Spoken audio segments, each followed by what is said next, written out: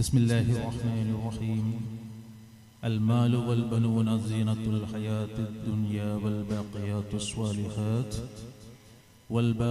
الصالحات خير عند ربك ثوابا وخير أملا. صدق الله مولانا العظيم وصدق وبلغ ورسوله النبي الكريم ونحن على ذلك من الشاهدين الشاكرين والحمد لله رب العالمين. الصلاة والسلام عليك يا سيدي يا رسول الله. خذ بيدي قلت حيلتي أدركني يا حبيب الله. ഏറ്റവും സ്നേഹാദരണീയരായ സദസ്സലങ്കരിക്കുന്ന പ്രോഗ്രാമിൻ്റെ ഓർഗനൈസിംഗ് കമ്മിറ്റി മെമ്പേഴ്സ്, യോഗാധ്യക്ഷൻ സയ്യിദ് അവർകൾ, ഡിസ്ട്രിക്ട് ഗസ്റ്റ് ഫ്രം എബ്രോഡ്, മറ്റ് ഉലമാക്കൾ, ഉമറാക്കൾ, സ്നേഹനിധികളായ രക്ഷിതാക്കളെ, അസ്സലാമു അലൈക്കും വറഹ്മത്തുള്ളാഹി വബറകാതുഹു. അള്ളാഹുവിൻ്റെ മഹത്തായ അനുഗ്രഹം കൊണ്ട് വളരെ സുന്ദരമായ പ്രൗഢമായ ഒരു വേദിയിലാണ് ഈ മെഗാ പാരൻസ് അസംബ്ലി സംവിധാനിക്കപ്പെട്ടിരിക്കുന്നത്. പേര് സൂചിപ്പിക്കുന്നത് പോലെ തന്നെ അതൊരു സൂപ്പർ അസംബ്ലി അല്ല, മെഗാ അസംബ്ലി തന്നെയാണ്. കുട്ടികളുടെ വിഷയത്തിൽ ശ്രദ്ധിക്കേണ്ട കാര്യങ്ങളും അവരെ നന്നാക്കിയെടുക്കുന്നിടത്ത് രക്ഷിതാക്കളുടെ കടപ്പാടും അതിൻ്റെ ആവശ്യകതയും തിരിച്ചറിയുന്നതോടൊപ്പം സ്ഥാപനത്തോടുള്ള സ്നേഹവും സൗഹാർദ്ദവും സഹകരണവും അറിയിക്കാൻ വേണ്ടി കൂടിയാണ് നമ്മളെല്ലാം ഇവിടെ എത്തിച്ചേർന്നിട്ടുള്ളത്. ഇന്നത്തെ സാഹചര്യത്തിലുള്ള മക്കളുടെ വളർച്ചയും അവരുടെ പഠന മേഖലയുടെ സാമൂഹ്യപരമായ പോരായ്മകളെ പറ്റിയുമൊക്കെ ഉദ്ഘാടന പ്രഭാഷകൻ സുന്ദരമായി പ്രതിപാദിക്കുകയുണ്ടായി. അദ്ദേഹം പറഞ്ഞു വെച്ച ചില പോയിന്റുകളെ കുറച്ചുകൂടി ശാസ്ത്രീയ അടിസ്ഥാനത്തിൽ വിശദീകരിച്ച് അതിൻ്റെ പരിഹാരമാർഗങ്ങൾ കൂടി നിർദ്ദേശിക്കാനാണ് ഞാൻ ഉദ്ദേശിക്കുന്നത്. ഏതാണ്ട് 1 മണിക്കൂർ സമയം കൊണ്ടുള്ള ഒരു വിഷയാവതരണവും ആവശ്യമെങ്കിൽ ഒരു 15-20 മിനിറ്റ് നിങ്ങൾക്കുള്ള സംശയ നിവാരണത്തിലുള്ള അവസരവും വേദിയിലുണ്ട്. ഞാൻ പലപ്പോഴും പറയാറുള്ളത് പോലെ എന്നെ കാണാൻ കൺസൾട്ട് ചെയ്യാനായിട്ട് ഓഫീസിൽ വന്നാൽ നിങ്ങൾ ഫീസ് തരേണ്ടി വരും. ഇത് ഫ്രീ ആണ്. അതുകൊണ്ട് ആവശ്യത്തിന് സംശയങ്ങൾ, കുട്ടികളുടെ വിദ്യാഭ്യാസപരമായ പ്രശ്നങ്ങൾ, പഠന വിഷയങ്ങൾ, സാമൂഹികമായ ഇഷ്യൂസ്, ദുർവാശി, ദുശ്ശീലം, പഠിച്ചിട്ട് ഓർമ്മ കിട്ടായക, പഠിക്കായക എന്നിങ്ങനെ പല വിഷയങ്ങളും ഒരുപക്ഷെ ചോദിക്കാനുണ്ടാവും. പല കാര്യങ്ങളിലും ട്രെയിനിങ്സ് ഗവൺമെന്റ് സെക്ടറിൽ പോലും കൊടുക്കാറുണ്ട്. തെങ്ങ് കൃഷിക്ക് ട്രെയിനിങ്, മുയൽ വളർത്താൻ, കോഴി വളർത്താൻ ട്രെയിനിങ്, ഒക്കെ ട്രെയിനിങ്സിന്റെ ഒരു മേളമാണ്. പത്രമെടുത്ത് പരിശോധിച്ചാൽ പ്രാദേശിക 2-ാം പേജിൽ കാണാൻ പറ്റുന്നത്. പക്ഷെ മക്കളെ വളർത്തുന്ന വിഷയത്തിൽ ഒരു ട്രെയിനിങ് വേണ്ട രീതിയിൽ നമുക്ക് പലർക്കും കിട്ടുന്നില്ല എന്നങ്ങ് തോന്നിപ്പോവാണ്.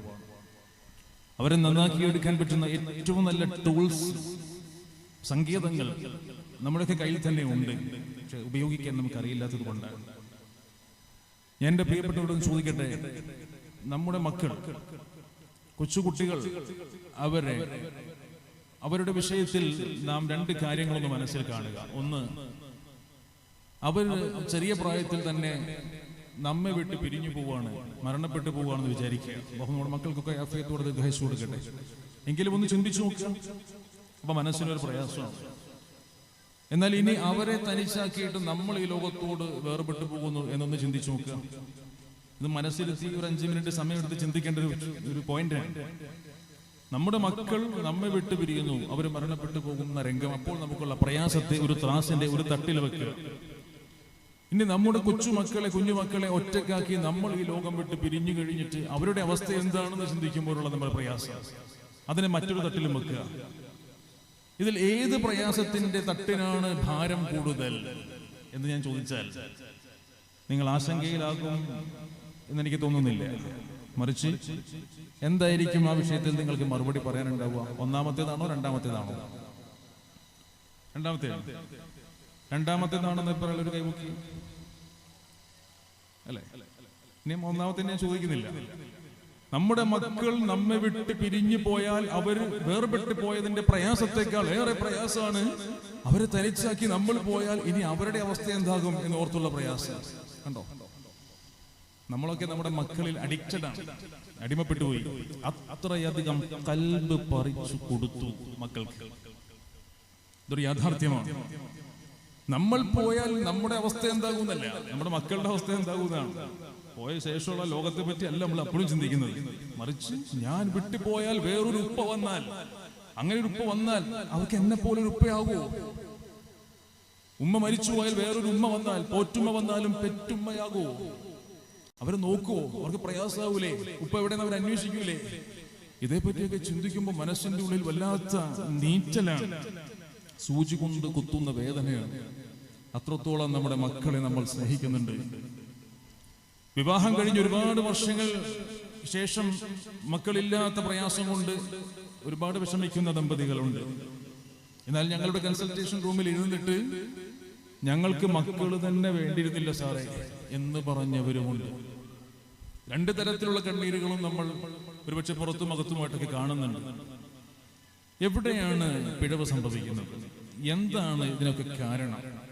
കൃത്യമായ സമയത്ത് നമ്മൾ കൊടുക്കുകയോ ഇടപെടുകയോ ചെയ്യേണ്ട ചില മേഖലകളിൽ നമ്മുടെ ശ്രദ്ധ പതിയാത്തത് കൊണ്ടാണോ ഇതൊക്കെ സംഭവിക്കുന്നത് എന്ന് ചോദിച്ചാൽ ഉത്തരം അതെ എന്ന് തന്നെയാണ്. ഈ പ്രശ്നങ്ങൾക്കൊക്കെ പരിഹാരം ഉണ്ടാക്കാൻ പറ്റുന്ന ഒന്നാം തരം ടെക്നിക്സ്, ടൂൾസ് മതത്തിലും ശാസ്ത്രത്തിലും ഉണ്ട്. അതിന്റെ ആദ്യ പടിയായി എൻ്റെ പ്രിയപ്പെട്ടവരോട്, ആദ്യം എൻ്റെ സ്വന്തം നഫ്സിനോടും പിന്നീട് എൻ്റെ സഹോദരങ്ങളോടും നസീഹത്താക്കാനുള്ളത്, നിങ്ങൾക്കറിയാമോ, നാം എന്ത് ഭക്ഷണം കഴിച്ചാലും ആത്യന്തികമായി അത് നമ്മുടെ രക്തത്തിൽ എത്തിച്ചേരും. Ultimately the reaches your blood. 8 മണിക്കൂറാണ് ടൈം. ഇപ്പോൾ കഴിച്ച ഭക്ഷണം 8 മണിക്കൂറുകൾക്കുള്ളിൽ രക്തത്തിലേക്ക് വലിച്ചെടുക്കപ്പെട്ടിട്ടുണ്ടാകും. ഈ പ്രോസസ്സ് നടക്കുന്നത് ചെറുകുടലിൽ വെച്ചിട്ടാണ്. ചെറുകുടലിന്റെ നീളം 18 അടി മുതൽ 22 അടി വരെ എന്ന് ശാസ്ത്രം. ഒരു മനുഷ്യന്റെ ശരാശരി പൊക്കം, ഒരു ഏഷ്യക്കാരന് 6 അടി പൊക്കമാണ് മാക്സിമം. 6 അടി പൊക്കമുള്ള ഒരുവന്റെ ഉള്ളിൽ സംവിധാനിച്ചിരിക്കുന്ന ചെറുകുടലിന്റെ നീളം 18 അടി മുതൽ 22 അടി വരെ. എന്താ ഇതിന് ചെറുകുടൽ എന്ന് പേരിട്ടെന്ന് എനിക്കിപ്പോഴും മനസ്സിലായിട്ടില്ല. ഇത്രയും നീളം കൂടിയ സാധനത്തെ ചുരുട്ടിക്കൂട്ടി ഈ വയറിൽ സംവിധാനം ചെയ്ത് വെച്ചിരിക്കുകയാണ്. എന്തിനു വേണ്ടിയിട്ടാണ്? ആമാശയത്തിൽ എത്തിച്ചേർന്ന ഭക്ഷണത്തെ പേസ്റ്റ് പരുവത്തിലാക്കി ഗ്രൈൻഡ് ചെയ്ത് പിന്നീട് ചെറുകുടലിലേക്ക് കടത്തിവിടുമ്പോൾ ഈ ചെറുകുടലിലൂടെ ഇത് പോകുന്ന വഴിക്കാണ് രക്തത്തിലേക്ക് ഇതിന്റെ അംശങ്ങൾ മുഴുവനും വലിച്ചെടുക്കുന്നത്. കഴിച്ചത് മുഴുവനും രക്തത്തിലെത്തുന്നത് ചെറുകുടലിലൂടെ ഈ ഭക്ഷണം പോയിക്കൊണ്ടിരിക്കുമ്പോഴാണ്. അതിന് ചുറ്റുഭാഗത്തുള്ള രക്തക്കുഴലുകൾ, ഉള്ളിലുള്ള രക്തക്കുഴലുകൾ അത് വലിച്ചെടുക്കുകയാണ്. ഈ വലിച്ചെടുക്കൽ വേണ്ട രീതിയിൽ നടക്കണമെങ്കിൽ ഈ പോകുന്ന ഭക്ഷണം പതുക്കെ പോകാൻ പാടുള്ളൂ, പെട്ടെന്നങ്ങ് പോകരുത്. പതുക്കെ പോകാൻ വേണ്ടിയിട്ട് നീളം കൂട്ടിയിട്ട് ചുരുട്ടിയിട്ടിരിക്കുന്നു. സുബ്ഹാനല്ലാഹ്. വഫീ അൻഫുസികും അഫലാ തുബസ്സിറൂൻ. നിങ്ങളുടെ ശരീരങ്ങളിലും ദൃഷ്ടാന്തങ്ങളെ പറ്റി പറയാണ്, നിങ്ങളത് കാണുന്നില്ലേ എന്ന് ചോദ്യവും. ഇങ്ങനെ കഴിച്ചത് മുഴുവനും രക്തത്തിൽ എത്തുന്നത് ചെറുകുടലിലൂടെയുള്ള ഭക്ഷണത്തിന്റെ യാത്രയിലാണെങ്കിൽ 8 മണിക്കൂറാണ് അതിന് കണക്കാക്കപ്പെട്ട സമയം മാക്സിമം. കഴിച്ചത് മുഴുവനും രക്തത്തിലെത്തും. ഈ രക്തവും മക്കളും തമ്മിൽ വല്ല ബന്ധവുമുണ്ടോ? നമ്മുടെ രക്തവും നമ്മുടെ മക്കളും തമ്മിൽ വല്ല ബന്ധമുണ്ടോ? വളരെ മനോഹരമായ ഒരു സബ്ജക്റ്റാണ്. നാം എന്ത് കഴിച്ചാലും രക്തത്തിലെത്തും. രക്തവും മക്കളും തമ്മിൽ ബന്ധമുണ്ടെന്ന് ശാസ്ത്രം. MBBS പഠിക്കുന്ന കുട്ടികളുടെ 3ാം വർഷത്തെ എംബ്രിയോളജി ടെക്സ്റ്റുകളിൽ എഴുതി വെച്ചിരിക്കുന്നത് കാണാം. Blood is an integral part in the process of spermatogenesis and oogenesis. പുരുഷ ശരീരത്തിൽ പുരുഷാണുക്കളുടെ നിർമ്മിതിക്ക് കാരണമാകുന്ന സ്പെർമറ്റോജെനസിസ് എന്ന പ്രോസസ്സിലും സ്ത്രീ ശരീരത്തിൽ സ്ത്രീ അണുക്കളുടെ നിർമ്മിതിക്ക് കാരണമാകുന്ന oogenesis എന്ന പ്രോസസ്സിലും രക്തം നിർണായക ഘടകമാണ്. Blood is an integral part. രക്തത്തിൽ നിന്നും സ്ത്രീ പുരുഷാണുക്കൾ, അതിൽ നിന്നും മക്കൾ. കഴിക്കുന്ന ഭക്ഷണം മക്കളെ തീരുമാനിക്കുന്നു. എത്ര സുന്ദരമാണ്! എല്ലാ വെള്ളിയാഴ്ചയും പാരായണം ചെയ്യൽ പ്രത്യേക സുന്നത്താക്കിയ സൂറത്തുൽ കഹ്ഫ് വളരെ മനോഹരമായ സാഹിത്യ ഭാഷയിൽ ഉണർത്തുന്നു. അൽ മാലു വൽ ബനൂന സീനത്തുൽ ഹയാത്തിദ് ദുനിയാ. ദുനിയാവിലെ അലങ്കാരങ്ങളാണ് സമ്പത്തും സന്താനങ്ങളും, ദുനിയാവിലെ പകിട്ടുകളാണ്. അൽ മാലു വൽ ബനൂൻ. ഈ രണ്ട് പ്രതിഭാസങ്ങളെ നാം തൂക്കിയെടുത്ത് പരിശോധിച്ചാൽ ഒന്നിൽ നിന്ന് മറ്റൊന്നിലേക്ക് ഒന്നറിയാതെയുള്ള ഒരു പോക്കുണ്ട്. ഇംഗ്ലീഷ് ഭാഷയിൽ അതിനെ ട്രാൻസിഷൻ എന്ന് പറയും. ഒന്നിൽ നിന്ന് മറ്റൊന്നിലേക്ക് ഒരു പോക്ക്, ഒന്നറിയാതെയുള്ള പോക്ക്. കുഴച്ചു വെച്ചിരിക്കുന്ന മൈദമാവിൽ നിന്നും മുടി ഉരിയെടുക്കുന്നത് പോലെ എന്ന ഉപമയൊക്കെ കേട്ടിട്ടില്ലേ? വെണ്ണയിൽ നിന്നും മുടി ഉരിയെടുക്കുന്നത് പോലെ ഒന്നിൽ നിന്നും മറ്റൊന്നിലേക്ക് ഒന്നറിയാതെയുള്ള പോക്ക്.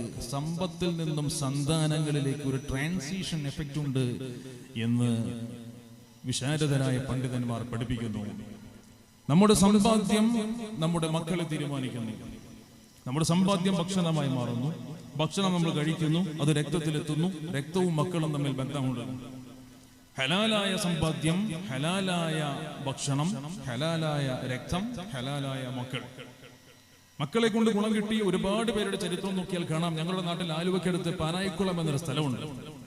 പാനായിക്കുളത്ത് മഹാനായ പാനായിക്കുളം ബാപ്പു മുസ്ലിയാർ ഖദ്ദസല്ലാഹു സിറഹുൽ അസീസ് മഹാനവറുകളുടെ പിതാവ് ബഹുമാന്യനായ പുതിയാപ്പിള അബ്ദുറഹ്മാൻ മുസ്ലിയാർ മഹാനവറുകളുടെ ചരിത്രം നോക്കിയാൽ കാണാം. അവരുടെ വീടിന്റെ വേലിയോട് ചേർന്ന് ഒരു തെങ്ങുണ്ട്. ഈ തെങ്ങിൽ നിന്ന് എപ്പോൾ തേങ്ങ വീണാലും അതിന്റെ പകുതി തൊട്ട അയൽവാസിക്ക് കൊടുക്കുമായിരുന്നു. എപ്പോൾ തേങ്ങ വീണാലും പകുതി അവിടെ. ഒന്ന് വീണാൽ പകുതി, രണ്ട് വീണാൽ ഒന്ന് എന്നിങ്ങനെ എല്ലാം പകുതിയാക്കുകയാണ്.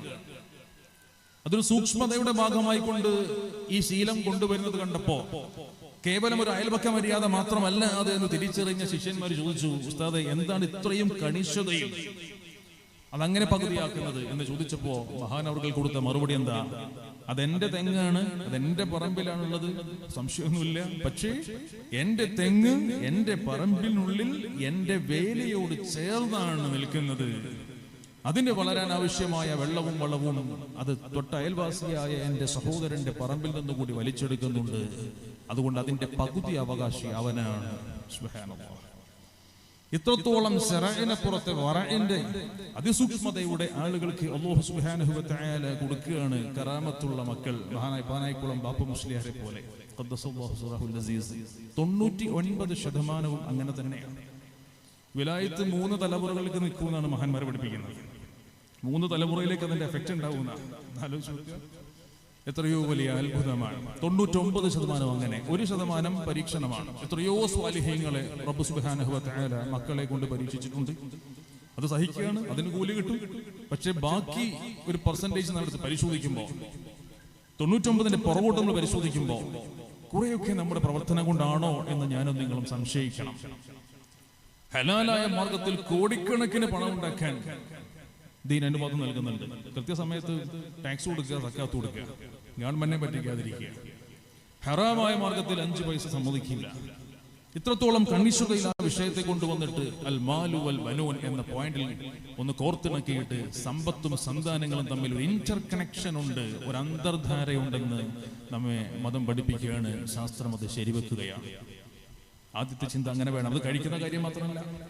ഹറാമായ പണം കൊണ്ട് ഞാനൊരു ഫാൻ വാങ്ങിയിട്ട് ഫാനിന്റെ മുന്നിൽ നിന്ന് കാറ്റ് കൊള്ളുമ്പോൾ എന്റെ ശരീരം തണുക്കാൻ കാരണം എന്താ? അവിടെയും രക്തത്തെ തണുപ്പിക്കുകയാണ്, അവിടെയും രക്തവുമായിട്ട് ബന്ധമുണ്ട്. ഒരു പെർഫ്യൂം യൂസ് ചെയ്ത് പെർഫ്യൂം സ്മെല്ല് ചെയ്യുമ്പോൾ അതും രക്തവുമായിട്ട് കണക്ട് ചെയ്യണം. എല്ലാം രക്തവുമായിട്ട് ബന്ധപ്പെട്ടതാണ്. ഹലാലിൽ ഉറച്ചാൽ മക്കളെ കൊണ്ട് ഒരുപാട് ഗുണങ്ങൾ ഉണ്ടാകും എന്ന ആദ്യത്തെ പോയിന്റ് ഞാനിവിടെ ചർച്ചയ്ക്ക് വിധേയമാക്കിക്കൊണ്ട് വീണ്ടും അതിന്റെ മറ്റു ഭാഗങ്ങളിലേക്ക് കടക്കുകയാണ്. ഞാനും നിങ്ങളും ഗൗരവത്തോടെ എടുക്കേണ്ട ഒരു തീരുമാനത്തിന്റെ ഭാഗമാണ്. മതം വളരെ കൃത്യമായി പഠിപ്പിക്കുന്നു, ഈ ലോകത്തേക്ക് ഏത് കുട്ടിയും ജനിച്ചു വീഴുന്നത് ശുദ്ധ പ്രകൃതിയിലാണ്. കുല്ലു മൗലൂദിൻ യൂലദു അലൽ ഫിത്ര.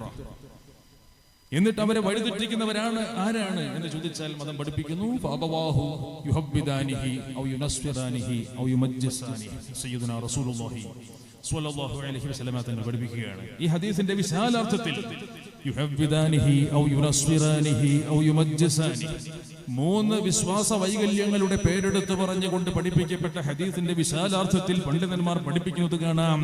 അത് കേവല വിശ്വാസ വൈകല്യങ്ങൾ മാത്രമല്ല, കുട്ടികളുടെ സ്വഭാവ ദൂഷ്യങ്ങളും അതിൽ പെടുന്നുണ്ട്, പെരുമാറ്റ വൈകല്യങ്ങൾ പെടുന്നുണ്ട്. അതിന്റെ കാരണക്കാരും മാതാപിതാക്കളാണ്. ആ മാതാപിതാക്കളുടെ വിശാലമായ അർത്ഥത്തിൽ ഉലമാക്കൾ കൊണ്ടുവരുന്നു. കേവല മാതാപിതാക്കൾ മാത്രമല്ല, കുട്ടിയുടെ ഇടപെടലിന്റെ മേഖലയിൽ കടന്നു വരുന്ന സകലമാന ആളുകളും, അവന്റെ ബന്ധുക്കൾ, കൂട്ടുകാർ, അയൽവാസികൾ, അധ്യാപകർ എല്ലാവരും പെടുന്നുണ്ട്. പക്ഷേ കുട്ടിയുടെ വ്യക്തിത്വ രൂപീകരണത്തിൽ ഏറ്റവും വലിയ പങ്ക് വഹിക്കുന്നത് മാതാപിതാക്കൾ തന്നെയാണ്. മറ്റുള്ളവർക്ക് ബന്ധമുണ്ട്, ഇല്ലെന്നല്ല. ആ ബന്ധത്തെ ഉപയോഗപ്പെടുത്താനും ഇല്ലാതാക്കാനും മാതാപിതാക്കൾക്ക് സാധിക്കുകയും ചെയ്യും. ഒരു കുട്ടിയുടെ പേഴ്സണാലിറ്റി, വ്യക്തിത്വം തീരുമാനിക്കുന്നതിൽ ഏറ്റവും കടപ്പെട്ടവർ മാതാപിതാക്കളാണ്. അതിൽ പിന്നെ ആരാണ് ഏറ്റവും വലിയ ബന്ധമുള്ളത്? ഒരു കുട്ടിയുടെ പേഴ്സണാലിറ്റി, വ്യക്തിത്വം തീരുമാനിക്കുന്നതിൽ ഏറ്റവും വലിയ കടപ്പാടുള്ള വ്യക്തിത്വം ഉമ്മയാണോ വാപ്പയാണോ? എന്താ നിങ്ങളുടെ അഭിപ്രായം? ഉമ്മയാണോ വാപ്പയാണോ? ഉമ്മയാണ്. ഉമ്മ തന്നെയാണ്. ഉമ്മമാരുടെ ചോദിച്ചാൽ വാപ്പയാണോ എന്ന് പറയും. കൺഫ്യൂഷനാണ്. വാപ്പയാണോ ഉമ്മയാണോ കുട്ടിയുടെ വ്യക്തിത്വം തീരുമാനിക്കുക? വളരെ വ്യക്തമായി ശാസ്ത്രവും അംഗീകരിക്കുന്നു, അത് ഉമ്മ തന്നെയാണ്, ഉമ്മയാണ്. Personality from mother. കാരണം എന്താ? ജനിക്കുന്നതിന് മുന്നേ തുടങ്ങിയ ബന്ധമാണിത്. ഒരു ശരീരത്തിന്റെ ഉള്ളിൽ 2 ജീവനുകൾ. ശാസ്ത്രം പറയുന്നു, ഗർഭവതിയായ മാതാവിന്റെ ചിന്തകൾ പോലും കുട്ടിയിലേക്ക് അങ്കുരിക്കുന്നുണ്ട്. ഉമ്മ ചിന്തിക്കുന്നത് പോലും ഗർഭസ്ഥ ശിശുവിലേക്ക് ട്രാൻസ്ഫർ ചെയ്യപ്പെടുന്നുണ്ട്. ഗർഭവതിയായ മാതാവ് ശാസ്ത്ര പുസ്തകങ്ങൾ വായിക്കുന്ന സ്വഭാവമുള്ളവരാണെങ്കിൽ ശാസ്ത്ര കുതുകികളായ മക്കളെ കിട്ടാൻ സാധ്യതയേറെയാണ്. ആത്മീയ ഗ്രന്ഥങ്ങൾ പാരായണം ചെയ്യുമ്പോൾ അതിനെ പറ്റുന്ന മക്കളെ കിട്ടാനുള്ള സാധ്യതയേറെയാണ് എന്നൊക്കെ ശാസ്ത്രം വിശദീകരിക്കുന്നു. ചിന്തകൾ പോലും മക്കളിൽ എത്തുന്നുണ്ട് എന്ന് വളരെ വ്യക്തമായി ശാസ്ത്രവും അംഗീകരിക്കുകയാണ്. കുട്ടിയെ വളർത്തിയെടുക്കുന്നതിൽ നല്ലൊരു മാതാവിന്റെ പങ്കെന്താണെന്ന് വ്യക്തമായി. അതുകൊണ്ട് തന്നെയാണ് മഹാനായ സയ്യിദുനാ ഉമർ ഖത്താബ് റളിയല്ലാഹു അൻഹു മഹാനവർകൾ പഠിപ്പിക്കുകയാണ്, നിനക്ക് ജനിക്കാനിരിക്കുന്ന മക്കളോടൊരു ബാധ്യതയുണ്ട്. പുരുഷന്മാരെ വിളിച്ചിട്ട് പറയാണ്, നിനക്ക് ജനിക്കാൻ പോകുന്ന മക്കളോടൊരു ബാധ്യതയുണ്ട്. എന്താണ് ആ ബാധ്യത? അവർക്ക് സ്വാലിഹത്തായ ഉമ്മയെ കൊടുക്കലാണ്. ജനിക്കാൻ പോകുന്ന മക്കളോടുള്ള പുരുഷന്റെ ബാധ്യത ഒന്ന് ചിന്തിച്ചു നോക്കുക. എത്രയോ കറക്കി തിരിച്ചിട്ടാണ് ആ വിഷയത്തെ കൊണ്ടുവന്നത്. നിനക്ക് നിന്നോടൊരു ബാധ്യതയുണ്ട്, അത് സ്വാലിഹത്തായ ഒരു പെണ്ണിനെ വിവാഹം കഴിക്കലാണ് എന്ന് പറഞ്ഞു വെച്ചാൽ മതിയായിരുന്നു. മറിച്ച് മറ്റൊരാളോടൊരു ബാധ്യതയുണ്ട്. ആ ബാധ്യത നിറവേറ്റിയില്ലെങ്കിൽ അവര് നിന്നെ ചോദ്യം ചെയ്യും മോനെ എന്ന ഒരു താക്കീതിന്റെ സ്വരമാണ് ഈ ആപ്തവാക്യത്തിൽ ഞാനും നിങ്ങളും വായിച്ചെടുക്കേണ്ടത്. അവർക്ക് സ്വാലിഹത്തായ ഒരു ഉമ്മയെ കൊടുക്കലാണത്. ഹലാലായ ഭക്ഷണം കഴിക്കുന്ന സ്വാലിഹത്തായ ഒരു ഉമ്മയായിരിക്കണം മക്കൾക്ക് മുലയൂട്ടി വളർത്തേണ്ടത് എന്നത് ദീൻ പഠിപ്പിക്കുന്നതിന്റെ സാരാംശം അതാണ്, സാങ്കത്യം അതാണ് എന്ന് നാം തിരിച്ചറിയണം. മാതാവും കുട്ടിയും തമ്മിലുള്ള ബന്ധത്തെ വളരെ മനോഹരമായി ആധുനിക ശാസ്ത്രം വിലയിരുത്തിയിട്ട് ഈ കഴിഞ്ഞ ഏതാണ്ട് ഒരു വർഷം മുന്നേ ഹിന്ദു പത്രത്തിൽ വന്നൊരു വാർത്തയാണ്, Children inherit their intelligence from their mother and not father. കുട്ടികൾ അവരുടെ ബുദ്ധിവൈഭവം കടമെടുക്കുന്നത് ഉമ്മയിൽ നിന്നാണ്, വാപ്പയിൽ നിന്നല്ല. കുട്ടിയുടെ ബുദ്ധിയുടെ പുറകിൽ ഉമ്മയാണെന്ന്. കുട്ടി ഇപ്പോൾ സ്കൂളിൽ നല്ല പരീക്ഷയ്ക്ക് നല്ല മാർക്കൊക്കെ വാങ്ങിച്ചു കഴിഞ്ഞാല് എന്റെ ലെടി മോൻ എന്ന് പറയണ്ടാണ്, ഉമ്മയുടെ ബുദ്ധിയാണ്. ഈ പരീക്ഷയ്ക്ക് മോശമായാലും പറയാം നിന്റെ അല്ലേ മോൻ എന്ന് പറയാം. മനസ്സിലാവുന്നുണ്ടോ? കുട്ടിയുടെ ബുദ്ധി വൈഭവം ഉമ്മയിൽ നിന്നാണ്. ഒരു വിഷയത്തോട് ഉമ്മ എങ്ങനെ ഇടപെടുന്നു എന്നതാണ് കുട്ടി ഏറ്റവും കൂടുതൽ കണ്ടുപഠിക്കുന്നത്. മാതാവിന്റെ പ്രാധാന്യമാണ് ഞാൻ പറഞ്ഞു വരുന്നത്. ഈ ഇത്രത്തോളം സ്വാധീനം ഏറ്റവും കൂടുതൽ നിലനിൽക്കുന്നത് 8 വയസ്സുവരെയാണ്. ശ്രദ്ധിച്ചോളൂ, 8 വയസ്സുവരെയും. 8 വയസ്സുവരെയും നിങ്ങളുടെ മക്കൾ കുഴച്ചു വെച്ച സിമന്റാണ്. ഏത് രൂപത്തിലാക്കാം. പിന്നെ അത് കുറച്ചുകൂടി കട്ടിയാകും. 12 വയസ്സ് വരെയൊക്കെ മാറ്റാൻ പറ്റും. 12 കഴിഞ്ഞാൽ പിന്നെ തല്ലി പൊട്ടിക്കേണ്ടി വരും. നിങ്ങൾക്ക് പറ്റൂല, എക്സ്പേർട്സ് വേണം സ്വഭാവം മാറ്റാൻ, ബിഹേവിയറൽ തെറാപ്പി കൊടുക്കാൻ. 8 വയസ്സ് വരെയും നിങ്ങൾക്ക് മാറ്റാം. 8 വയസ്സ് വരെ കുഴച്ചു വെച്ച സിമന്റാണ് നിങ്ങളുടെ മക്കൾ. സംസാര ശൈലി, ഭാഷാ പ്രയോഗങ്ങൾ, ചിന്താഗതികൾ. ഒരു വിഷയത്തോട് എന്റെ മാതാവ് എങ്ങനെയാണ് പ്രതികരിക്കുന്നത്? ഒരു ടെൻഷൻ ഉണ്ടാക്കുന്ന വിഷയം വന്നപ്പോ അതിനും വലിയ ടെൻഷൻ ആയിക്കൊണ്ട് അതിനോട് എതിരായിക്കൊണ്ട് സംസാരിക്കുകയും പ്രശ്നം ഉണ്ടാക്കുകയും ചെയ്യുന്ന ഒരു സ്വഭാവം ഒരാൾക്ക് 90-ാമത്തെ വയസ്സിലും 80-ാമത്തെ വയസ്സിലും ഉണ്ടെങ്കിൽ അയാൾക്കത് കിട്ടിയത് 8 വയസ്സിനുള്ളിൽ ഉമ്മയിൽ നിന്നാണ്. ഒരു വിഷയത്തോട് സംയമനത്തോടെ പ്രതികരിക്കുന്ന ഒരു സ്വഭാവം കിട്ടിയത്, വിഷയത്തെ കേട്ട് മനസ്സിലാക്കി പ്രശ്നം ഉണ്ടാക്കാതെ അതിന്റെ വരും വരാകൾ ചിന്തിച്ച് ആലോചിച്ച് പരിഹാരം നിർദ്ദേശിക്കുന്ന ഇടപെടുന്ന ഒരു ശീലം ഒരാൾക്കുണ്ടെങ്കിൽ അതും അയാൾക്ക് കിട്ടിയത് 8 വയസ്സിനുള്ളിലാണ്, ഉമ്മയിൽ നിന്നാണ്. ഒരു വിഷയത്തിൽ പ്രശ്നത്തിൽ അകപ്പെട്ടപ്പോ ഉടൻ തന്നെ ഒളിച്ചോടി മാറിപ്പോവാണ്. ജീവിതത്തിൽ നിന്ന് ഒളിച്ചോടാനുള്ള ടെൻഡൻസി വരെയാണ്, പുറത്തിറങ്ങാത്ത അവസ്ഥ വരെയാണ്, സമൂഹത്തോടെ ഇറങ്ങാത്ത രീതിയിൽ ആളങ്ങ് വല്ലാതെ അങ്ങ് ഡിപ്രഷനിലേക്ക് മാറുകയാണ്.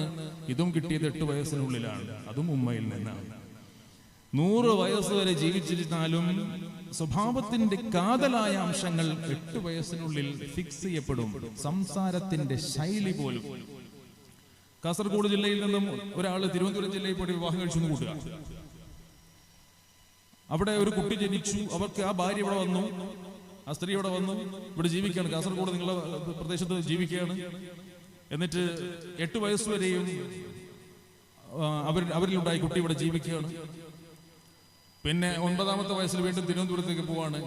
ഒരു 10-20 കൊല്ലം തിരുവനന്തപുരത്ത് ജീവിക്കുകയാണ്. തിരുവനന്തപുരത്ത് 20 വർഷം ജീവിച്ചപ്പോ തിരുവനന്തപുരം ശൈലിയിലേക്ക് കുട്ടി എത്തും, സംശയമില്ല. പക്ഷെ ചില വളവും തിരുവൊക്കെ എത്തുമ്പോൾ ഓട്ടോമാറ്റിക്കായിട്ട് കാസർഗോഡ് ശൈലി ഉണ്ടാവും, അത് പോവില്ല. സംസർഗം കൊണ്ട് ഏത് ഭാഷയും പഠിക്കാം, ശൈലിയും പഠിക്കാം. പക്ഷെ 8 വയസ്സ് വരെ കിട്ടിയത് ജീവിതത്തിൽ പോകില്ല, അത് ഫിക്സ് ചെയ്യപ്പെട്ടു. മനസ്സിലാവുന്നുണ്ടോ? അതാണ് 8 വയസ്സ് വരെയുള്ള സമയത്തിന്റെ പ്രത്യേകത. അതുകൊണ്ട് പ്രിയപ്പെട്ട ഉമ്മമാരെ, 8 വയസ്സ് വരെയും പ്രത്യേകിച്ചും കുട്ടികളോട് സംസാരിക്കുമ്പോൾ നല്ല ഭാഷകൾ ഉപയോഗിക്കണം. ദേഷ്യം വരുമ്പോൾ ചില ഉമ്മമാരൊക്കെ പറയുന്ന ചില വാക്കുകളൊക്കെ കേട്ടാൽ ലോകത്ത് ഒരു ഡിക്ഷണറിയിലും അതിന്റെ അർത്ഥമൊന്നും ഉണ്ടാവില്ല. നമ്മൾ വേറെ ഏതെങ്കിലും ഭാഷയിൽ നീയിരിക്കും, ഒരു ഭാഷയിൽ അർത്ഥം നോക്കിയാലും കിട്ടൂല. അങ്ങനെയുള്ള ചിലതൊക്കെ പറഞ്ഞു പോകും. പിള്ളേർ അതൊക്കെ പെട്ടെന്ന് ഗ്രാസ്പ് ചെയ്യും. ഉമ്മയും മക്കളും തമ്മിലുള്ള ബന്ധത്തെ സൈക്കോളജി വിളിക്കുന്നത് ബ്ലോട്ടിംഗ് പേപ്പർ കോൺസെപ്റ്റ് എന്നാണ്. Blotting paper concept. എന്താ ഈ ബ്ലോട്ടിംഗ് പേപ്പർ?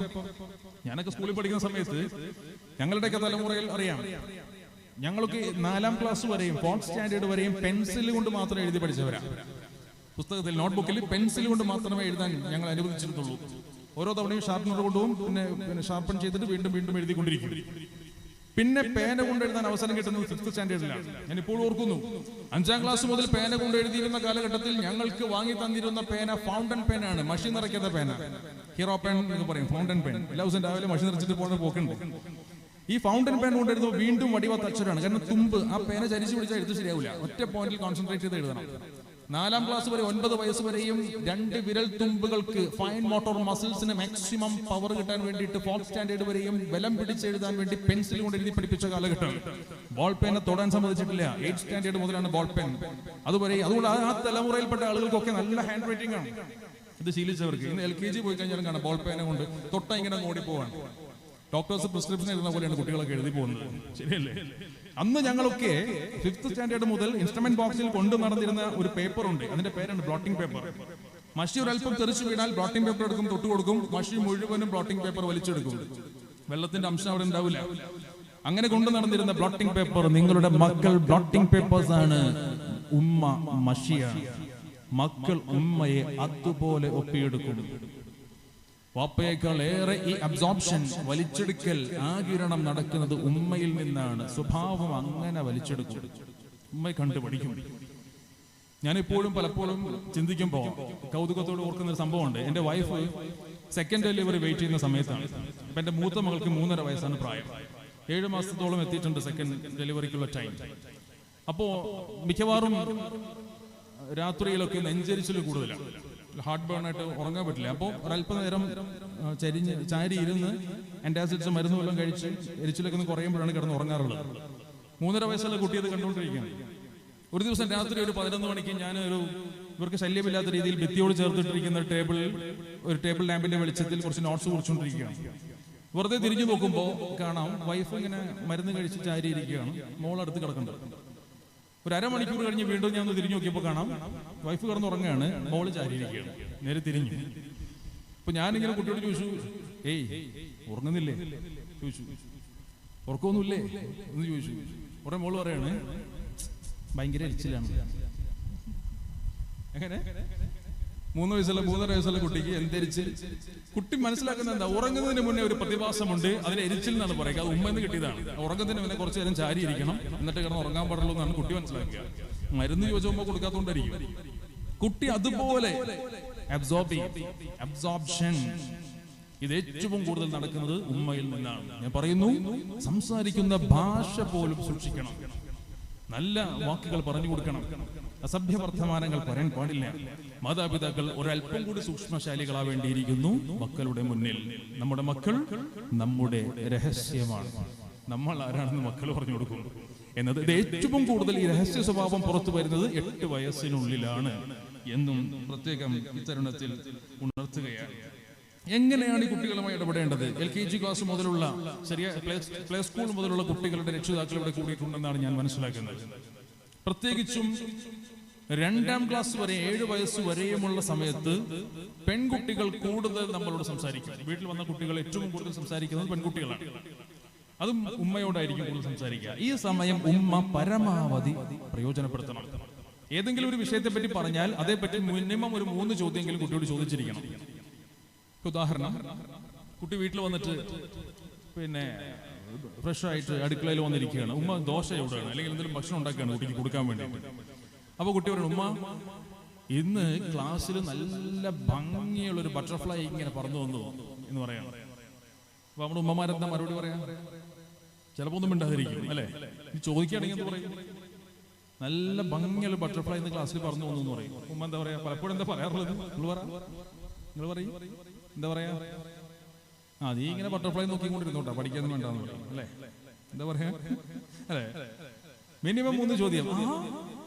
നല്ല ബ്യൂട്ടിഫുൾ ബട്ടർഫ്ലൈ ആയിരുന്നോ? യെസ്, നല്ല ബ്യൂട്ടിഫുൾ ബട്ടർഫ്ലൈ ആയിരുന്നു. എന്ത് കളറായിരുന്നു അതിന്? ദോശയൊക്കെ അവിടെ ഇന്നോട്ട് മാറ്റി വെച്ചേക്കണം, ഉടനെ എടുത്തിട്ട് വരണം. എന്ത് കളറായിരുന്നു അതിന്? അത് റെഡ് ഉണ്ടായിരുന്നു, യെല്ലോ ഉണ്ടായിരുന്നു, റെഡ് ഉണ്ടായിരുന്നു. ഇങ്ങനെ കളറ് പറയും കുട്ടി അല്ലേ? എന്നിട്ട് ആ ബട്ടർഫ്ലൈ എങ്ങോട്ടാ മോളെ പോയത്? അതിങ്ങനെ പറന്ന് വന്നിട്ട് ഇങ്ങനെ ക്ലാസ് ടീച്ചറുടെ പിന്നെ ഡെസ്കിൽ വന്നിരുന്നു, അല്ലെങ്കിൽ പിന്നെ ബെഞ്ചിൽ വന്നിരുന്നു, എന്തെങ്കിലും പറയും കുട്ടി അല്ലേ? 3 ചോദ്യങ്ങൾ മിനിമം കുട്ടികളോട് ചോദിക്കേണ്ട സമയമാണ് 7 വയസ്സ് വരെയുമുള്ള പെൺകുട്ടികളുടെ വിഷയത്തിൽ അവർ പറയുന്ന കാര്യങ്ങൾ. 2ാം ക്ലാസ് വരെ അതിങ്ങനെ പറഞ്ഞുകൊണ്ടിരിക്കും. 8 വയസ്സിലേക്ക് എത്തുമ്പോൾ കുട്ടികൾ ഈ സംസാരം കുറയും. പെൺകുട്ടികൾ 7 വയസ്സ് വരെ പറയുന്നതിനോട് തിരിച്ചു ചോദിക്കണം. എന്തിനാണെന്നറിയോ? ഇതൊരു വലിയ സൈക്കോളജിയാണ്. പെൺകുട്ടികൾ പ്രത്യേകിച്ചും അവരുടെ സംസാരം കൂടുന്നത് സ്തൈണതയുടെ ലക്ഷണമാണ്. അത് പിന്നീട് 8 വയസ്സ് മുതൽ ചെവിയിലോട്ട് കേൾക്കുന്നതിലേക്ക് താല്പര്യം വരും. Women are motivated by ears and men are motivated by eyes എന്നാണ്. ആൺകുട്ടികൾ കണ്ടു മനസ്സിലാക്കുന്നവരാണ്, പെൺകുട്ടികൾ പറഞ്ഞുകൊണ്ടിരിക്കും, കേട്ട് മനസ്സിലാക്കുന്നവരാണ്. ആദ്യം ഇങ്ങനെ പറഞ്ഞു പിന്നെ കേട്ട് മനസ്സിലാക്കുന്നവരാണ്. അപ്പോൾ ഈ കേട്ട് മനസ്സിലാക്കുന്നതിന്റെ ആദ്യ സൂചനയാണ് പറഞ്ഞുകൊണ്ടിരിക്കുക എന്നത്, ഈ ശബ്ദം കേൾക്കുക എന്നുള്ളത്, അവരുടെ ശബ്ദം കേൾക്കുക എന്നുള്ളത്. അവരെ കൊണ്ട് വീണ്ടും വീണ്ടും പറയിക്കണം. ഭാവി ജീവിതത്തിലേക്ക് എത്തുന്നതിന്റെ സൂചനയാണ്, സ്ത്രൈണതയുടെ സൂചനയാണ്. അതുകൊണ്ട് ഭാര്യയോട് കൂടുതൽ നല്ല വാക്കുകൾ പറയണമെന്നും ഭർത്താവിന്റെ മുന്നിൽ നല്ല വേഷത്തിൽ അണിഞ്ഞൊരുങ്ങി നിൽക്കണമെന്നും സ്ത്രീക്കുള്ള സൂചന അതുകൊണ്ടാണ്.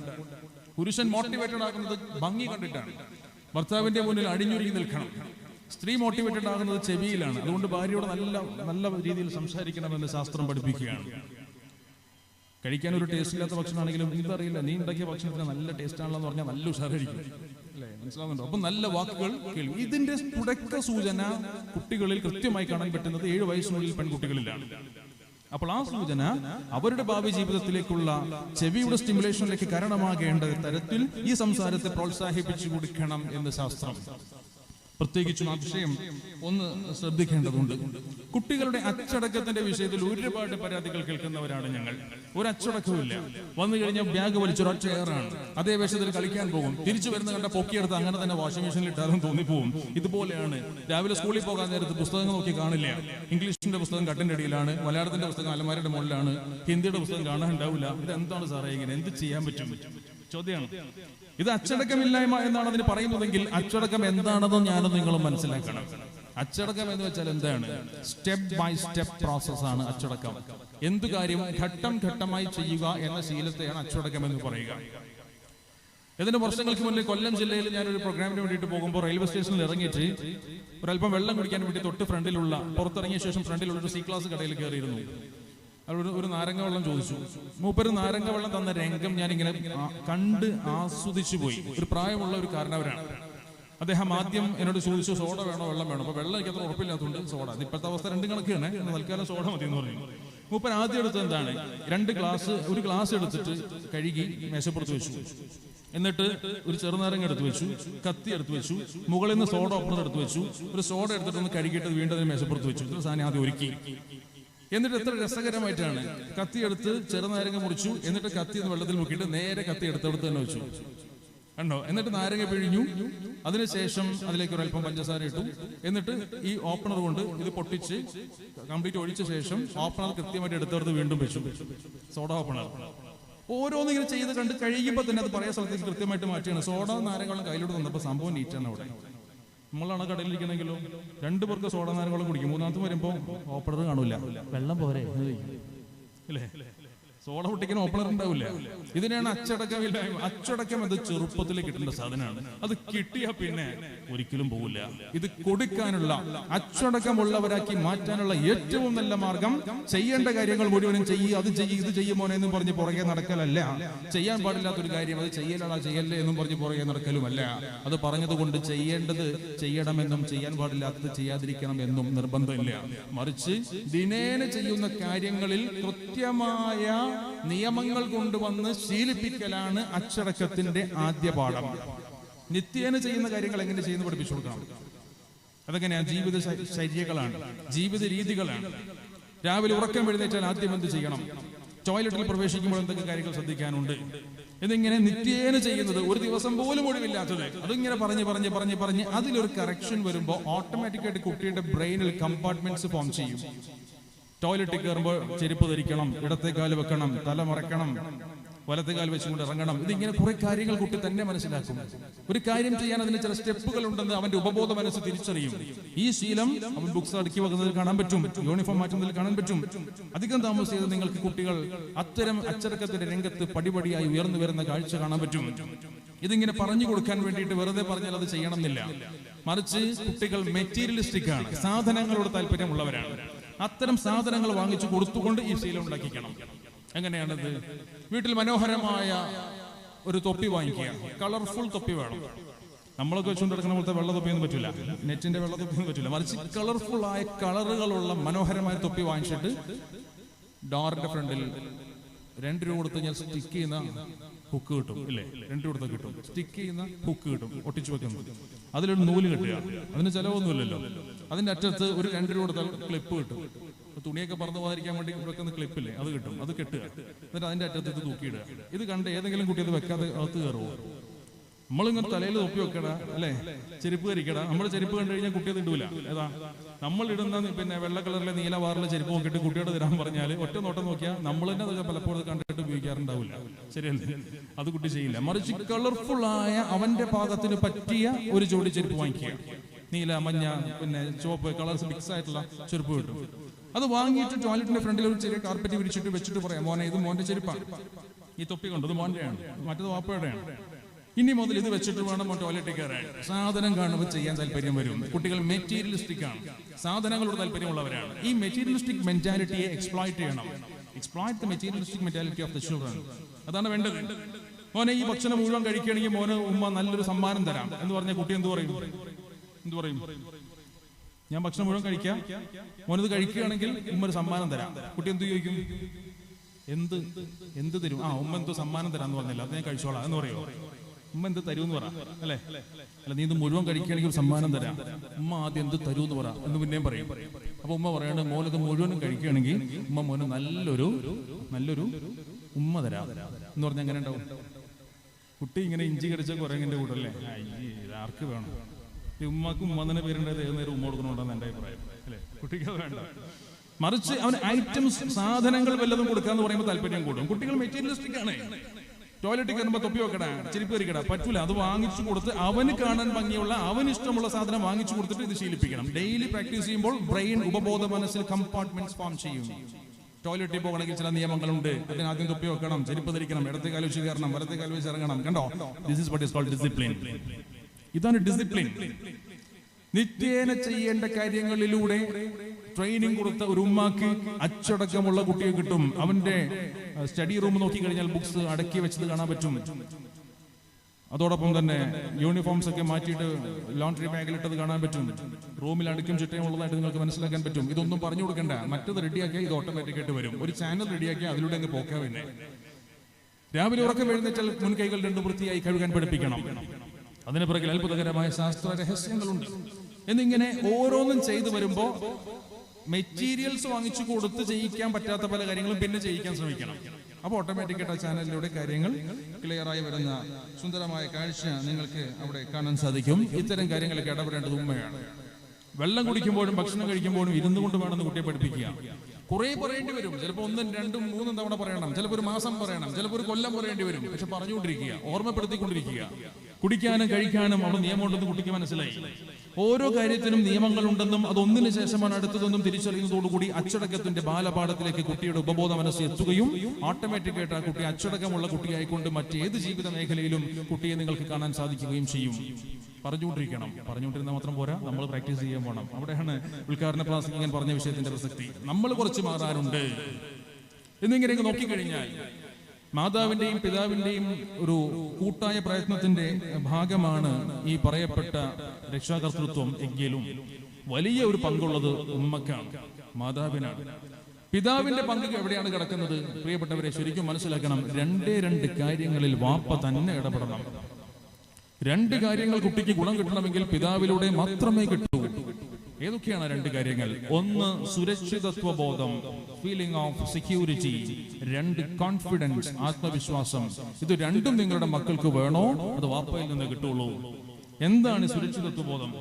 സുരക്ഷിതത്വ ബോധം എന്നാൽ നമ്മുടെ കുട്ടികൾ സുരക്ഷിതരാണെന്ന് അവർക്കൊരു ഫീല് കിട്ടുക എന്നതാണ്. ഞാൻ പ്രൊട്ടക്റ്റഡ് ആണ്, എനിക്ക് എന്തുണ്ടെങ്കിലും എന്റെ വാപ്പയോട് പറയാം എന്നൊരു ഫീല് എന്റെയും നിങ്ങളുടെയും മക്കൾക്കുണ്ടെങ്കിൽ അവർ സുരക്ഷിതത്വ ബോധമുള്ളവരാണ്, പേടിക്കാനില്ല. ഇന്നത്തെ സാഹചര്യം വളരെ മോശമാണ്. എത്രയോ കേസുകളാണ് നമുക്കിവിടെ കൺസൾട്ടേഷൻ വരുന്നതായിട്ട് കാണാൻ പറ്റുന്നത്. എങ്ങനെയെന്നാൽ 10-12 വയസ്സുള്ള മക്കളെയൊക്കെ ലൈംഗികമായി പീഡിപ്പിക്കുന്ന സ്വഭാവമുള്ള ആളുകളുണ്ട്. പീഡോഫിലിക് ക്യാരക്ടേഴ്സ് എന്ന് പറയും. അതൊരു മാനസിക രോഗമാണ്. കുട്ടികളുടെ പ്രൈവറ്റ് പാർട്സിലേക്ക് ടച്ച് ചെയ്യുക, അവരെ ബുദ്ധിമുട്ടാക്കുക, വേദികളിൽ നിന്നൊക്കെ വിളിച്ച് മാറ്റിക്കൊണ്ടു പോവുക. ഒരു മാനസിക രോഗമാണ്. കുട്ടിക്ക് ഇത് എന്ത് സംഭവിക്കുന്നു എന്ന് അവൻ അറിയില്ല. എനിക്കിത് എന്താ പറ്റിപ്പോകുന്നു അറിയില്ല. ആരോടും മിണ്ടാത്ത അവസ്ഥ വരികയാണ്. പഠനത്തിൽ മോശമാവുകയാണ്, പഠിക്കാതാവുകയാണ്, വീട്ടിൽ ചിലപ്പോൾ പുറത്തിറങ്ങാത്ത അവസ്ഥ എത്തുകയാണ്. ഇങ്ങനെയൊക്കെയുള്ള ചില കാര്യങ്ങളൊക്കെ കാണുമ്പോൾ ടീച്ചേഴ്സ് പോലും പറയും എന്തോ കുട്ടിക്ക് പ്രശ്നമുണ്ട്, നിങ്ങളൊരു സൈക്കോളജിസ്റ്റിനെയോ സൈക്യാട്രിസ്റ്റിനെയോ കാണിക്കണം എന്ന് പറഞ്ഞ് കൺസൾട്ടേഷന് വരുമ്പോഴായിരിക്കും ഇതൊക്കെ പുറത്ത് കിട്ടുക. രണ്ട് തരത്തിലുള്ള കേസുകൾ വന്നാൽ നിർബന്ധമായിട്ടും ഏറ്റവും അടുത്ത പോലീസ് സ്റ്റേഷൻ റിപ്പോർട്ട് ചെയ്യാൻ വേണ്ടിയിട്ട് കൃത്യമായ സർക്കുലർ എറണാകുളത്ത് കളക്ടർ ഇറക്കിയിരുന്നു ഏതാണ്ട് 2-2.5 വർഷങ്ങൾക്ക് മുന്നേ. ഒന്ന് ഇത്തരത്തിലുള്ള ബാലപീഡനത്തിന്റെ കേസുകളാണ്. രണ്ട്, മയക്കുമരുന്ന് പോലെയുള്ള വിഷയങ്ങളുടെ ഉപയോഗമാണ്. ഇത് രണ്ടും സംഭവിക്കുമ്പോൾ അതിലൊരു ഗൈഡൻസിന് വേണ്ടിയിട്ട് ആദ്യ പരീക്ഷണത്തിന് മുന്നേ സംസാരിക്കാൻ പറ്റുന്ന അവസരം മക്കൾക്കില്ല. ഒരാൾ ശാരീരികമായി ചൂഷണം ചെയ്താൽ പോലും അത് തുറന്നു പറയാൻ മക്കൾക്ക് പറ്റുന്നില്ല. എന്താ പരിഹാരം? വാപ്പ കുട്ടിക്ക് സുരക്ഷിതത്വ ബോധം കൊടുത്താൽ ഈ പ്രശ്നം ഉണ്ടാവില്ല. എങ്ങനെയാണ് സുരക്ഷിതത്വ ബോധം കൊടുക്കാൻ പറ്റുക? ഇത് കുട്ടിക്ക് എത്തിച്ചു കൊടുക്കാൻ പറ്റുന്ന ഏറ്റവും നല്ല പ്രായം 10 വയസ്സ് വരെയുമുള്ള സമയമാണ്. 10 വയസ്സ് വരെയും നിങ്ങളുടെ മക്കൾക്ക് ഞാൻ ഈ പറയുന്ന ടെക്നിക്ക് ഇന്ന് മുതൽ ഇംപ്ലിമെന്റ് ചെയ്താൽ അത്ഭുതകരമായ മാറ്റം 2 ആഴ്ചകൾക്കുള്ളിൽ നിങ്ങൾക്ക് കാണാൻ പറ്റും. ഞാൻ പറയാൻ പോകുന്ന സോഫ്റ്റ്വെയർ വീട്ടിൽ കൊണ്ടുപോയിട്ട് കുട്ടികളുടെ തലച്ചോറ് ഇൻസ്റ്റാൾ ചെയ്യുക. അത്ഭുതകരമായ മാറ്റം. സുരക്ഷിതത്വ ബോധമുള്ള മക്കളെ നമ്മുടെ മക്കൾ മാറണം. എന്താ ചെയ്യാൻ പറ്റുക? 10 വയസ്സ് വരെയുമുള്ള മക്കളുടെ രക്ഷിതാക്കളിൽ പിതാക്കൾ, വാപ്പമാര് നിങ്ങളുടെ മക്കളെ നെഞ്ചോട് ചേർത്ത് കെട്ടിപ്പിടിക്കണം. ദിവസത്തിൽ ഒരു തവണ നെഞ്ചോട് ചേർത്ത് ഇറുക്കി പിടിക്കണം. നിങ്ങളുടെ നെഞ്ചിടിപ്പ് കുട്ടിക്ക് കിട്ടണം. ഹാർട്ട് ബീറ്റ് പരസ്പരം കിട്ടണം. ടച്ച് തെറാപ്പി എന്നതിന് പേര്. ആ സമയത്ത് മേൽവസ്ത്രം ഒഴിവാക്കാം. കുട്ടിയുടെ ശരീരത്തിലും വാപ്പയുടെ ശരീരത്തിലും മേൽവസ്ത്രം വേണ്ട. 10 വയസ്സ് വരെ സമയമുള്ളൂ. 10 വയസ്സ് വരെയുള്ള മക്കളെ നെഞ്ചോട് ചേർത്ത് ഇറുക്കി പിടിക്കണം. കുട്ടി ഇങ്ങനെ ചിന്തിക്കും, എന്താ വാപ്പ ഇങ്ങനെ കെട്ടിപ്പിടിച്ചൊക്കെ നിൽക്കണം, എന്താവോ എന്ന് ചിന്തിക്കട്ടെ. ഇങ്ങനെ പിടിക്കണം. എന്നിട്ട് അല്പസമയം കഴിഞ്ഞ് കവിളത്ത് നല്ലൊരു ചുംബനം കൊടുക്കണം. നല്ലൊരു ചുംബനം കൊടുക്കണം. എന്നിട്ട് കണ്ണുകളിൽ നോക്കിയിട്ട് പറയണം, ഉപ്പാക്ക് മോനെ എന്ത് ഇഷ്ടമെന്നറിയോ?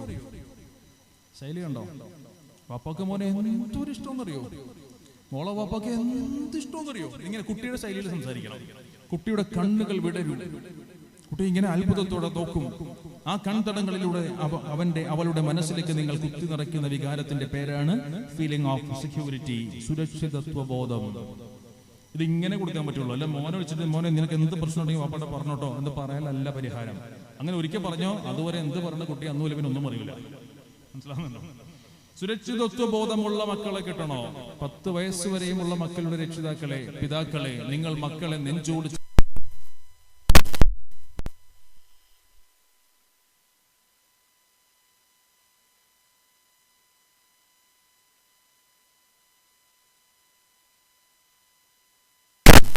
പിടിച്ച് കെട്ടിപ്പിടിച്ച് ഉമ്മോടുത്തിട്ട് അവർക്ക് മോനെ ഭയങ്കര ഇഷ്ടമാണ് എന്ന് പറഞ്ഞാലൊന്നും ഇതിന്റെ ഗുണം കിട്ടൂല കേട്ടോ.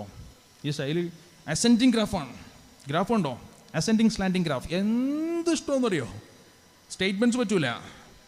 നല്ല ഇഷ്ടമാണ്, ഭയങ്കര ഇഷ്ടമാണ്, നോ, റിസൾട്ട് കിട്ടൂല. കുട്ടിയുടെ ശൈലിയിൽ തന്നെ പറയണം. എന്തൊരു ഇഷ്ടമെന്നറിയോ? കുട്ടിയുടെ മനസ്സിൽ ഈ വാക്കുകൾ കേൾക്കുന്നതോടെ അവൻ്റെ ശരീരത്തിൽ ഉൽപ്പാദിപ്പിക്കപ്പെടുന്ന പോസിറ്റീവ് ഹോർമോൺസ് 30 ദിവസം വരെ ബോഡിയിൽ എഫക്റ്റ് കിട്ടുമെന്നാണ് സയൻസ് പഠിപ്പിക്കുന്നത്. 30 ഡേയ്സ് പോസിറ്റീവ് ഹോർമോൺസ് ആണ്. അവന് പക്വത കൂടും. അവൻ്റെ attention deficit problems, hyper activities ഇതൊക്കെ കുറയാൻ തുടങ്ങും. ഈ പക്വതയുടെ ഹോർമോൺസ് കുട്ടിക്ക് ഇങ്ങനെ വരാൻ തുടങ്ങും. അത് ഉപ്പക്ക് കൊടുക്കാൻ പറ്റുള്ളൂ. ഉപ്പക്ക് കൊടുക്കാൻ നേരത്തെ പറഞ്ഞില്ല, ഉമ്മ എത്ര ഉമ്മ കൊടുത്തിട്ടും കാര്യമില്ല. കുട്ടിക്കറിയാം ഉമ്മാനെ ഉമ്മാന്ന് തന്നെ വിളിക്കുന്നത് ഏത് നേരം നോക്കിയാലും ഉമ്മ കൊടുക്കുന്നതുകൊണ്ടാണ് എന്ന് കുട്ടിക്കറിയാം. എന്നാണ് എനിക്ക് തോന്നുന്നത്. എന്തുവാകട്ടെ, വാപ്പയുടെ ഒരു ചുംബനം കുട്ടിയിൽ വലിയ മാറ്റം ഉണ്ടാക്കും. തീർച്ചയായിട്ടും ഇത് വലിയ റിസൾട്ട് കിട്ടുന്ന ഒന്നാണ് എന്നെൻ്റെ പ്രിയപ്പെട്ട രക്ഷിതാക്കൾ മനസ്സിലാക്കണം. അതോടൊപ്പം ആത്മവിശ്വാസത്തിന് ഏറ്റവും നല്ലത് കുട്ടിയോടൊപ്പം കളിക്കണം. ഉമ്മ എത്ര കളിച്ചിട്ടും കാര്യമില്ല, വാപ്പ കളിക്കണം. ചെറിയ കുട്ടികളോട് നിങ്ങൾ ചോദിക്കാൻ നിങ്ങളോടൊപ്പം ഏറ്റവും കൂടുതൽ കളിക്കാൻ ആഗ്രഹിക്കുന്നത്, നിങ്ങൾ ആരോടൊപ്പമാണ് ഏറ്റവും കൂടുതൽ കളിക്കാൻ ആഗ്രഹിക്കുന്നത്? കുറച്ച് കൂട്ടുകാരുടെ പേര് പറയും. വാപ്പയും ഉമ്മയും കളിച്ചാലോ ഭയങ്കര ഇഷ്ടമായിരിക്കും, കുട്ടിക്ക് ഭയങ്കര സന്തോഷമാണ്. വാപ്പയും ഉമ്മ എൻ്റെ കൂടെ കളിക്കാൻ വരുന്നു എന്ന് പറഞ്ഞാൽ കുട്ടിക്ക് ഭയങ്കര സന്തോഷമാണ്, വല്ലാത്ത സന്തോഷമാണ്. അപ്പോൾ കുട്ടികൾ ഏറ്റവും കൂടുതൽ ആഗ്രഹിക്കുന്നത് നിങ്ങളെയാണ്. They need your presence and not your presence or presentations. They need your presence, നിങ്ങളുടെ സാന്നിധ്യമാണ് നിങ്ങളുടെ സമ്മാനങ്ങളെക്കാൾ കുട്ടികൾ ഏറ്റവും കൂടുതൽ ആഗ്രഹിക്കുന്നത്. അതുകൊണ്ട് പിതാക്കൾ ആഴ്ചയിൽ ഒരിക്കലെങ്കിലും ഒരല്പം നേരത്തെ വീട്ടിൽ വരികയും ഏറ്റവും ചുരുങ്ങിയത് കളിക്കാൻ സമയമില്ലെങ്കിൽ പോലും ബെഡിൽ കിടന്നിട്ട് കുത്തിമറിയുക കുട്ടികളുമായിട്ട്. ഒരു തലയണി എടുത്തിട്ട് 2 അടി അങ്ങോട്ട് കൊടുക്കുക, 4 അടി ഇങ്ങോട്ട് മേടിക്കുക. പിള്ളേർ നിങ്ങളുടെ മുതുകത്ത് കയറിയിട്ട് ഇടിക്കും, തലയെ പിടിച്ച് വലിക്കും, മൂക്കെ പിടിച്ച് കടിക്കും, ചെവി പിടിച്ച് വലിക്കും, അല്ലേ? ഈ സമയത്ത് നിങ്ങളുടെ ബോഡിയിൽ ഉണ്ടാകുന്ന ഹോർമോണൽ ചേഞ്ചസ് മനസ്സിലാക്കിയിട്ടുണ്ടോ? എൻഡോർഫിൻസ് എന്നറിയപ്പെടുന്ന അത്ഭുതകരമായ ഹോർമോൺസ് നിങ്ങളുടെ ബോഡിയിൽ പ്രൊഡ്യൂസ് ചെയ്യും. നിങ്ങളുടെ സ്ട്രെസ് കുറയ്ക്കും, ടെൻഷൻ കുറയ്ക്കും. കുട്ടികൾക്ക് അതനുസരിച്ച് പേഴ്സണാലിറ്റി ഗ്രൂമിങ് സംഭവിക്കും, അവർ വളരെ ആക്റ്റീവ് ആകും. അവരുടെ ബോഡിയിലും പോസിറ്റീവ് ഹോർമോൺസ്, നിങ്ങൾക്ക് എൻഡോർഫിൻസ്. എൻഡോർഫിൻസ് ആവശ്യത്തിന് ശരീരത്തിൽ ഉണ്ടെങ്കിൽ 2 കാര്യങ്ങളെ തൊട്ട് പേടിക്കേണ്ട. 1 ഹാർട്ട് അറ്റാക്ക്, 2 സ്ട്രോക്ക്. ഹാർട്ട് അറ്റാക്കും സ്ട്രോക്കും കുറയും എന്ന് ശാസ്ത്രം, ബോഡിയിൽ എൻഡോർഫിൻസ് ഉണ്ടെങ്കിൽ. അപ്പോൾ ഒരു ഗിവ് ആൻഡ് ടേക്ക് പോളിസിയാണ്. 2 അടി കൊടുക്കുമ്പോൾ ഓട്ടോമാറ്റിക്കായിട്ട് 4 അടി വാങ്ങുമ്പോൾ നമ്മുടെ ബോഡിയിലും ഒരുപാട് നല്ല ഹോർമോൺസ് ഉണ്ടാകുന്നുണ്ട്. കുട്ടിക്ക് ആത്മവിശ്വാസം കൂട്ടുന്ന ഹോർമോൺസ് കുട്ടിയിൽ പ്രൊഡ്യൂസ് ചെയ്യുന്നുണ്ട്. ഇതൊക്കെ അവരുടെ ശരീരത്തിൽ ഗുണകരമായ മാറ്റങ്ങൾ ഉണ്ടാക്കുന്നതായിട്ട് സയൻറ്റിഫിക്കലി തെളിയിക്കാൻ പറ്റും. ഒരു വാപ്പ ഒരിക്കലും ചെയ്യാൻ പാടില്ലാത്തൊരു കാര്യം കൂടി പറയുകയാണ്. ഞാൻ കൺക്ലൂഡ് ചെയ്യാണ്, വളരെ ചെറിയ ചെറിയ വാക്കുകളിൽ പോയിന്റ്സ് മാത്രം പറയാണ്. ഇനി ഒരു വാപ്പ ഒരിക്കലും പാടില്ലാത്ത ഒന്ന് എന്താണ്? Don't make comparisons. ഒരിക്കലും ഒരു പിതാവ് മക്കളോട് താരതമ്യപ്പെടുത്തിയുള്ള വാക്കുകൾ പറയാൻ പാടില്ല. സ്വന്തം മക്കളെയും പാടില്ല, പുറത്തുള്ള മക്കളെ വെച്ചിട്ടും പാടില്ല. കമ്പയർ ചെയ്യുന്ന വാക്കുകൾ പാടില്ല. എന്താ നിനക്ക് അവൻ്റെ അത്രയും സമ്മാനങ്ങൾ കിട്ടാത്തത്, എന്താണ് നിനക്ക് അത്രയും മാർക്ക് കിട്ടാത്തത് എന്ന ചോദ്യം പാടില്ല. വാപ്പയുടെ വാക്കിന് വലിയ ഗൗരവമുണ്ട്. ഉമ്മയും ഇങ്ങനെ ചോദിക്കാൻ പാടില്ല എന്ന് തന്നെയാണ് ശാസ്ത്രം പറയുന്നത്. പക്ഷേ ഉമ്മയുടെ ഈ ചോദ്യത്തിന് വലിയ ഒരു പ്രത്യാഘാതമുള്ളതായിട്ട് ശാസ്ത്രം കണ്ടെത്തുന്നില്ല. മറിച്ച് പിതാവിൻ്റെ ഇത്തരത്തിലുള്ള വാക്കുകൾ വലിയ ഗൗരവമായിട്ട് മാറാറുണ്ട് എന്നതാണ് വസ്തുത. കുട്ടികൾ ക്രിമിനലിസം അവരിൽ വളരാൻ ഈ കമ്പാരിസൺസ് കാരണമാകും എന്ന് ശാസ്ത്രം. എറണാകുളം ജില്ലയിലെ വളരെ പ്രശസ്തമായ ഒരു CBSE സ്കൂളിൽ നിന്നും എനിക്ക് വന്നൊരു കേസുണ്ട്. എന്താ കേസെന്നറിയോ? അവിടെ നന്നായിട്ട് പഠിക്കുന്ന കുട്ടികളുടെ ഇൻസ്ട്രുമെൻറ്റ് ബോക്സ് പരീക്ഷയുടെ അന്ന് കാണാതാവുക. നന്നായിട്ട് പഠിക്കുന്ന കുട്ടികളുടെ റെക്കോർഡ് ബുക്കിൽ നിന്നും പേപ്പേഴ്സ് മിസ്സായി പോവാണ്. പേപ്പേഴ്സ് കീറിക്കളയാരോ. ഇതിങ്ങനെ അന്വേഷണം പോയി എവിടെയൊക്കെയോ പോയി ആരൊക്കെയോ സംശയത്തിൻ്റെ നിഴലിൽ പിടിക്കപ്പെടുന്നു. അവരൊക്കെ വല്ലാതെ പീഡിപ്പിക്കപ്പെടുന്നു. നിരപരാധികൾ കുറ്റമേൽക്കേണ്ടി വരുന്നു. അങ്ങനെ പലതും നടക്കുന്നുണ്ട് പലയിടത്തും. എന്തുവാകട്ടെ, കേസ് നമ്മളടുത്ത് എത്തിക്കഴിയുമ്പോൾ കുട്ടികൾ തുറന്നു പറഞ്ഞിട്ടുണ്ട്, എൻ്റെ സാറേ അവൻ്റെ അത്രയും മാർക്ക് വാങ്ങാതെ എന്നെ വീട്ടിൽ കയറ്റൂല, എൻ്റെ വാപ്പ അങ്ങനെ പറഞ്ഞിട്ടുണ്ട്. ഞാൻ എത്ര ശ്രമിച്ചാലും അവൻ്റെ അത്രയും മാർക്ക് എനിക്ക് കിട്ടൂല. പിന്നെ ആകെയുള്ള മാർഗം എന്താ? അവൻ്റെ മാർക്ക് എങ്ങനെ എൻ്റെ മാർക്കിനേക്കാൾ കുറയ്ക്കാന്നുള്ളതാണ്. ഞാൻ തന്നെയാണ് എടുത്ത് മാറ്റിയത്. ഇൻസ്ട്രുമെൻറ്റ് ബോക്സ് ഒക്കെ പരീക്ഷയുടെ നിന്ന് എടുത്തുകൊണ്ട് പോയിട്ട് ദൂരെ വലിച്ചെറിഞ്ഞ് കളയുക. നന്നായിട്ട് പഠിക്കുന്ന കുട്ടികളുടെ റെക്കോർഡ് ബുക്കുകളിൽ നിന്ന് പേപ്പറുകൾ കീറി മാറ്റുക. ഈ ഒരു പ്രതിഭാസത്തിന് പറയുന്ന പേരാണ് ക്രിമിനലിസം. ചെറിയ പ്രായത്തിലെ അക്രമവാസന കുട്ടികളിൽ ഉണ്ടാവാൻ പിതാവിൻ്റെ അനാവശ്യമായ താരതമ്യപ്പെടുത്തലിൻ്റെ കുത്തുവാക്കുകൾ കാരണമാകും. ഗൗരവമാണത്. ഉമ്മ പറയുന്നതിനേക്കാൾ ഗൗരവമാണത് വാപ്പ പറഞ്ഞാൽ. അതുകൊണ്ട് ഗൗരവത്തോടെ വിഷയം നമ്മൾ മനസ്സിലാക്കി. ഏതായാലും കുട്ടികളൊന്നും കേൾക്കാത്ത വലിയ ഭാഗ്യമെന്നാണ് ഞാൻ മനസ്സിലാക്കുന്നത്, അല്ലേ? ഇപ്പോൾ നാളെ ഇനിയിപ്പോൾ പിന്നെ കുട്ടി കുളിക്കാൻ നേരത്ത് എണ്ണ തേച്ച് നിൽക്കാൻ നേരത്ത് പിന്നെ മോനെങ്കിൽ വന്നേടാന്ന് പറഞ്ഞ് വിളിക്കും. എന്തിനാ? മറ്റേ കെട്ടിപ്പിടിച്ചിട്ട് ഉമ്മ കൊടുത്ത് മറ്റേ സംഭവം പറയാൻ, അല്ലേ? അപ്പോൾ മോൻ പറയും വേണ്ട അപ്പാ, എനിക്ക് വേണ്ട പറയും. എന്താ ഇന്നലെ മറ്റേ മൂപ്പര അവിടെ നിന്ന് പറഞ്ഞ സാധനമല്ലേ, എനിക്ക് വേണ്ട പറയും. അല്ല, ചില കുട്ടികളില്ലാത്ത വലിയ ഭാഗ്യമാണ്. ഇനിയിപ്പോൾ അങ്ങനെ ഏതെങ്കിലും കുട്ടികളത് കേട്ട് നിങ്ങൾ വിളിച്ച് മക്കളിങ്ങനെ പറഞ്ഞാലും അത് തന്നെയാണ്, അത് തന്നെ സംഭവം. ഇങ്ങനെ പാടാ, ഇതിനെ പിടിച്ചൊരു ഉറുമ വരട്ടെ എന്ന് പിടിച്ച് നിർത്തി ഈഗോസെൻട്രിസം, ദുരഭിമാനം ഒഴിവാക്കിയിട്ട് കുട്ടികളോട് ചേരാൻ പറ്റണം. എനിക്ക് നിങ്ങൾക്കും പറ്റണം. പ്രത്യേകിച്ച് 10 വയസ്സ് വരെയുള്ള കുട്ടികളാണ്. അവരുടെ മുന്നിൽ ഒരു ദുരഭിമാനത്തിൻ്റെ ആവശ്യമില്ല. ഗൗരവത്തോടുകൂടി എൻ്റെ പ്രിയപ്പെട്ട മക്കളെ വളർത്തിയെടുക്കുന്ന വിഷയത്തിൽ രക്ഷിതാക്കൾ ശ്രദ്ധിക്കണം എന്ന് ഗൗരവത്തിൻ്റെ ഭാഷയിൽ ഞാൻ ഉണർത്തുകയാണ്. വളരെ സുന്ദരമായി മഹാനായ ഹുജ്ജത്തുൽ ഇസ്ലാം ഇമാം ഗസാലി റഹ്മത്തുള്ളാഹി അലൈഹി തങ്ങൾ, ഗസാലി ഇമാം മനോഹരമായി പഠിപ്പിച്ചൊരു വസ്തുതയെ മോഡേൺ സൈക്കോളജി കുട്ടികളുമായുള്ള ഇടപെടലിൻ്റെ മേഖലയിൽ 4 ഘട്ടങ്ങളെ മനോഹരമായി വിശദീകരിക്കുന്നു. ആദ്യത്തെ 7 വയസ്സുവരെയും കുട്ടികൾ പൊൻപുഷ്പങ്ങളാകണമെന്ന് മഹാനവർകൾ പഠിപ്പിക്കുകയാണ്. മോഡേൺ സൈക്കോളജി അംഗീകരിക്കുന്നു. ആദ്യത്തെ 7 വയസ്സുവരെയും മക്കൾ പൊൻപുഷ്പങ്ങളായിരിക്കണം. പൊന്നുകൊണ്ടൊരു പുഷ്പമുണ്ടെങ്കിൽ എത്രത്തോളം നമ്മളതിനെ കൊണ്ടു നടക്കും, ഇതളുകൾ പൊഴിയാതെ, അത്ര വിലയുള്ള സാധനമാണ്, കൊണ്ടു നടക്കും. കുട്ടികൾ 7 വയസ്സ് വരെയും ഒരുപാട് കാര്യങ്ങൾ ചോദിക്കും. സംശയങ്ങളുടെ ഒരു പരമ്പരയാണ്. ചോദിച്ചാൽ ഉത്തരം പറഞ്ഞു കൊടുക്കും, പിന്നെയും ചോദിക്കും, അത് വേറെ രീതിയിൽ പറഞ്ഞു കൊടുക്കും, അപ്പോൾ വേറെ രീതിയിൽ അതേ ചോദ്യം പിന്നെയും ചോദിക്കും. ചോദ്യവും പറച്ചിലുമായിട്ട് ഇങ്ങനെ നമുക്ക് വല്ലാതെ ബോറടിക്കും, ചിലപ്പോൾ ദേഷ്യം വരും. ഇങ്ങനെ കൊണ്ടു നടക്കണം, 7 വയസ്സ് വരെ ഇങ്ങനെ കൊണ്ടു നടക്കണം, ദേഷ്യപ്പെടാതെ കൊണ്ടു നടക്കണം, കാര്യങ്ങൾ പഠിപ്പിച്ചുകൊണ്ടിരിക്കണം, ചോദിക്കുന്നതൊക്കെ പറഞ്ഞു കൊടുത്തുകൊണ്ടിരിക്കണം. ഒരുപാട് ക്ഷമ വേണം. പിന്നീടുള്ള 7 വർഷം, 8 വയസ്സ് മുതൽ 14 വയസ്സ് വരെയും വരുന്ന പിന്നത്തെ 7 വർഷം, ഈ 7 വർഷങ്ങളിൽ മക്കൾ നിങ്ങളുടെ ദാസന്മാരായിരിക്കണമെന്നാണ് സയൻസും പഠിപ്പിക്കുന്നത്. എങ്ങനെയാണ്? കുട്ടികളോട് ചെറിയ ചെറിയ കാര്യങ്ങളൊക്കെ പറഞ്ഞു ചെയ്യിക്കുക. മോളെ വാപ്പയുടെ ഷൂ ഒന്ന് പോളിഷ് ചെയ്തുക, മോനെ വാപ്പക്ക് ഒരു ഗ്ലാസ് വെള്ളം എടുത്തുകൊണ്ട് പോവുക. ഇങ്ങനെ നിസ്സാരമായ ചെറിയ ചെറിയ കാര്യങ്ങളൊക്കെ പറഞ്ഞ് ചെയ്യിക്കുകയും കുട്ടികളത് ചെയ്തു എന്ന് കാണുമ്പോൾ അവരെ അപ്രീഷിയേറ്റ് ചെയ്യണം. ലൈക്ക് കൊടുക്കുക, തംസപ്പ് കൊടുക്കുക, അല്ലേ, ലൈക്ക് കൊടുക്കുക. ഇതൊക്കെ ഫേസ്ബുക്കിൽ വാട്സാപ്പിൽ മാത്രമല്ല, കുട്ടികൾക്കും കൊടുക്കണം. ഇങ്ങനെ കൊടുക്കുക, അവരെ അപ്രീഷിയേറ്റ് ചെയ്യുക. ഗസ്റ്റേഴ്സ് കണ്ടോ, നെറ്റ് ഇതൊക്കെ കുട്ടിക്ക് വലിയ ആത്മവിശ്വാസം നൽകും. അങ്ങനെ കുട്ടികളോട് അവരുടെ നല്ല കാര്യങ്ങളോട് ഇത്തരത്തിൽ അപ്രീസിയേഷൻസ്, അഭിനന്ദനങ്ങൾ കൊടുത്തുകൊണ്ട് അംഗീകാരം കൊടുക്കുന്ന ഒരു അവസ്ഥ നമുക്കുണ്ടായി കഴിഞ്ഞാൽ കുട്ടികൾ വളരെ പെട്ടെന്ന് നമ്മുടെ ലൈനിൽ വരും. 14 വയസ്സായാൽ 2 ഘട്ടം കഴിഞ്ഞ് 14 വയസ്സിൽ പിന്നെ 2 കാര്യങ്ങളാണ്. ഏതൊക്കെയാണ്? 14ാമത്തെ വയസ്സ് മുതൽ, അഥവാ 9th സ്റ്റാൻഡേർഡിൽ പഠിക്കുന്ന മക്കളുണ്ടെങ്കിൽ ആ പ്രായം മുതൽ നിങ്ങൾ മക്കളോട് കാര്യങ്ങൾ ചർച്ച ചെയ്യണം, അഭിപ്രായങ്ങൾ ചോദിക്കണം. മോനെ, നമ്മൾ ഇന്ന സ്ഥലത്ത് പോവാണ്, എന്താ എൻ്റെ അഭിപ്രായം? എങ്ങനെ പോകണ്ടേ? കാറിന് പോകണോ, ബസ്സിന് പോകണോ, ട്രെയിന് പോകണോ? പോകുന്ന വഴിക്ക് ഭക്ഷണം എങ്ങനെയാണ്, നിസ്കാരമൊക്കെ എങ്ങനെയായിരിക്കും, നിൻ്റെ അഭിപ്രായം എന്താ? വെറുതെ ചോദിക്കുക. ഒരു വീട് പണിയാൻ നേരത്ത് മോനെ, ഇപ്പോൾ ഡോറ് നമ്മളിവിടെ വെക്കണം, ജനൽ എവിടെ വെക്കണ്ടേ മോനെ, നിൻ്റെ അഭിപ്രായം എന്താ? നമ്മൾ പ്ലാനൊക്കെ റെഡിയാക്കി എല്ലാം കോൺട്രാക്ട് ഏൽപ്പിച്ച് കഴിഞ്ഞു, എന്തായാലും ചുമ്മാ ചോദിക്കുകയാണ് കുട്ടിയോട്, എന്താ നിൻ്റെ അഭിപ്രായം? ഇപ്പോൾ ചിലപ്പോൾ കുട്ടി പറയും, മോൻ അപ്പോൾ നമുക്ക് ഈ ജനലെടുത്ത് വാതിലിൻ്റെ മുകളിൽ വെച്ച് എങ്ങനെ ഉണ്ടാവും എന്നൊക്കെ ചോദിക്കും. ഒരു അബദ്ധമൊക്കെ പറഞ്ഞാലേ അതൊക്കെ മൈൻഡ് ചെയ്യാൻ നിൽക്കണ്ട. അപ്പോൾ അതിന് കളിയാക്കാനും പാടില്ല. അഭിപ്രായങ്ങൾ പറയുമ്പോൾ മോശം അഭിപ്രായമാണ് എന്ന് കരുതിയിട്ട് കളിയാക്കാനും പാടില്ല. മറിച്ച് അഭിപ്രായങ്ങൾ ചോദിക്കുക, അതിനെ വേറെ വഴിക്ക് നീക്കുക. ശരിയാണ്, അതിൻ്റെ മുകളിൽ വെച്ചാൽ ഓക്കെയാണ്, പക്ഷേ എൻ്റെ തുറക്കാനടക്കാനൊക്കെ ഏണി വെച്ച് കയറണ്ടേ, അത് പറ്റൂല. നമുക്ക് എന്ത് ചെയ്യാം, വേറെ സൈഡിൽ എവിടെ വെക്കാൻ പറ്റും നീ പറ. വെറുതെ ഇങ്ങനെ ചോദിക്കണം. 9ാമത്തെ ക്ലാസ്സിൽ 9th സ്റ്റാൻഡേർഡിൽ 14ാമത്തെ വയസ്സ് മുതലുള്ള കുട്ടികളോട് അഭിപ്രായങ്ങൾ ചോദിക്കുന്ന സ്വഭാവമുള്ള രക്ഷിതാക്കൾക്ക് നേതൃത്വ വാസനയുള്ള മക്കളെ കിട്ടും. നേതൃത്വ വാസനയുള്ള മക്കളെ കിട്ടും. നിങ്ങൾ ചിന്തിച്ചിട്ടില്ലേ, ഇവിടെ സയദിയ ഒരു എക്സാമ്പിളായിട്ട് എടുത്താൽ തന്നെ എന്തുകൊണ്ടാണ് ഇവിടെ നിന്നും പഠിച്ചിറങ്ങുന്ന മുത്തഅല്ലിങ്ങൾക്ക് ചെറിയ പ്രായം മുതലേ തീരുമാനമെടുക്കുന്നിടത്ത് കൃത്യമായ പോയിന്റ് കിട്ടുന്നത്? ഒരു മുത്തഅല്ലിം കുട്ടി, ഒരു 10 വയസ്സുകാരൻ മുത്തഅല്ലിമിന് എൻ്റെ മുന്നിൽ തരിക, അതേ 10 വയസ്സുകാരനായ സ്കൂളിൽ പഠിക്കുന്ന കുട്ടിയും തരിക. Without any IQ test or intelligence examinations എനിക്ക് സർട്ടിഫിക്കറ്റ് കൊടുക്കാൻ പറ്റും, ഈ 10 വയസ്സുകാരൻ മുത്തഅല്ലിമിന് മറ്റേ കുട്ടിയേക്കാൾ IQ കൂടുതലാണ്. എന്തുകൊണ്ട്? ആ പ്രായത്തിൽ അവൻ്റെ ചിന്തകൾ എപ്പോഴും മുകളിലോട്ടാണ്. സാഹിത്യ സമാജത്തിൽ പ്രസംഗിക്കേണ്ട വിഷയത്തെ പറ്റിയുള്ള ഓട്ടത്തിലാണ്, ആനുകാലിക സംഭവങ്ങൾ പഠിക്കലാണ്, അദബ് എന്താണെന്ന് മനസ്സിലാക്കുകയാണ്. ഉസ്താദ് വിളിച്ചു കഴിഞ്ഞാൽ ഉസ്താദിന് എന്നോട് ദേഷ്യം വല്ലതും വന്നിട്ടുണ്ടോ എന്ന പേടിയിൽ മുഖത്ത് ചോരയില്ലാതെ പോയി നിൽക്കുകയാണ്.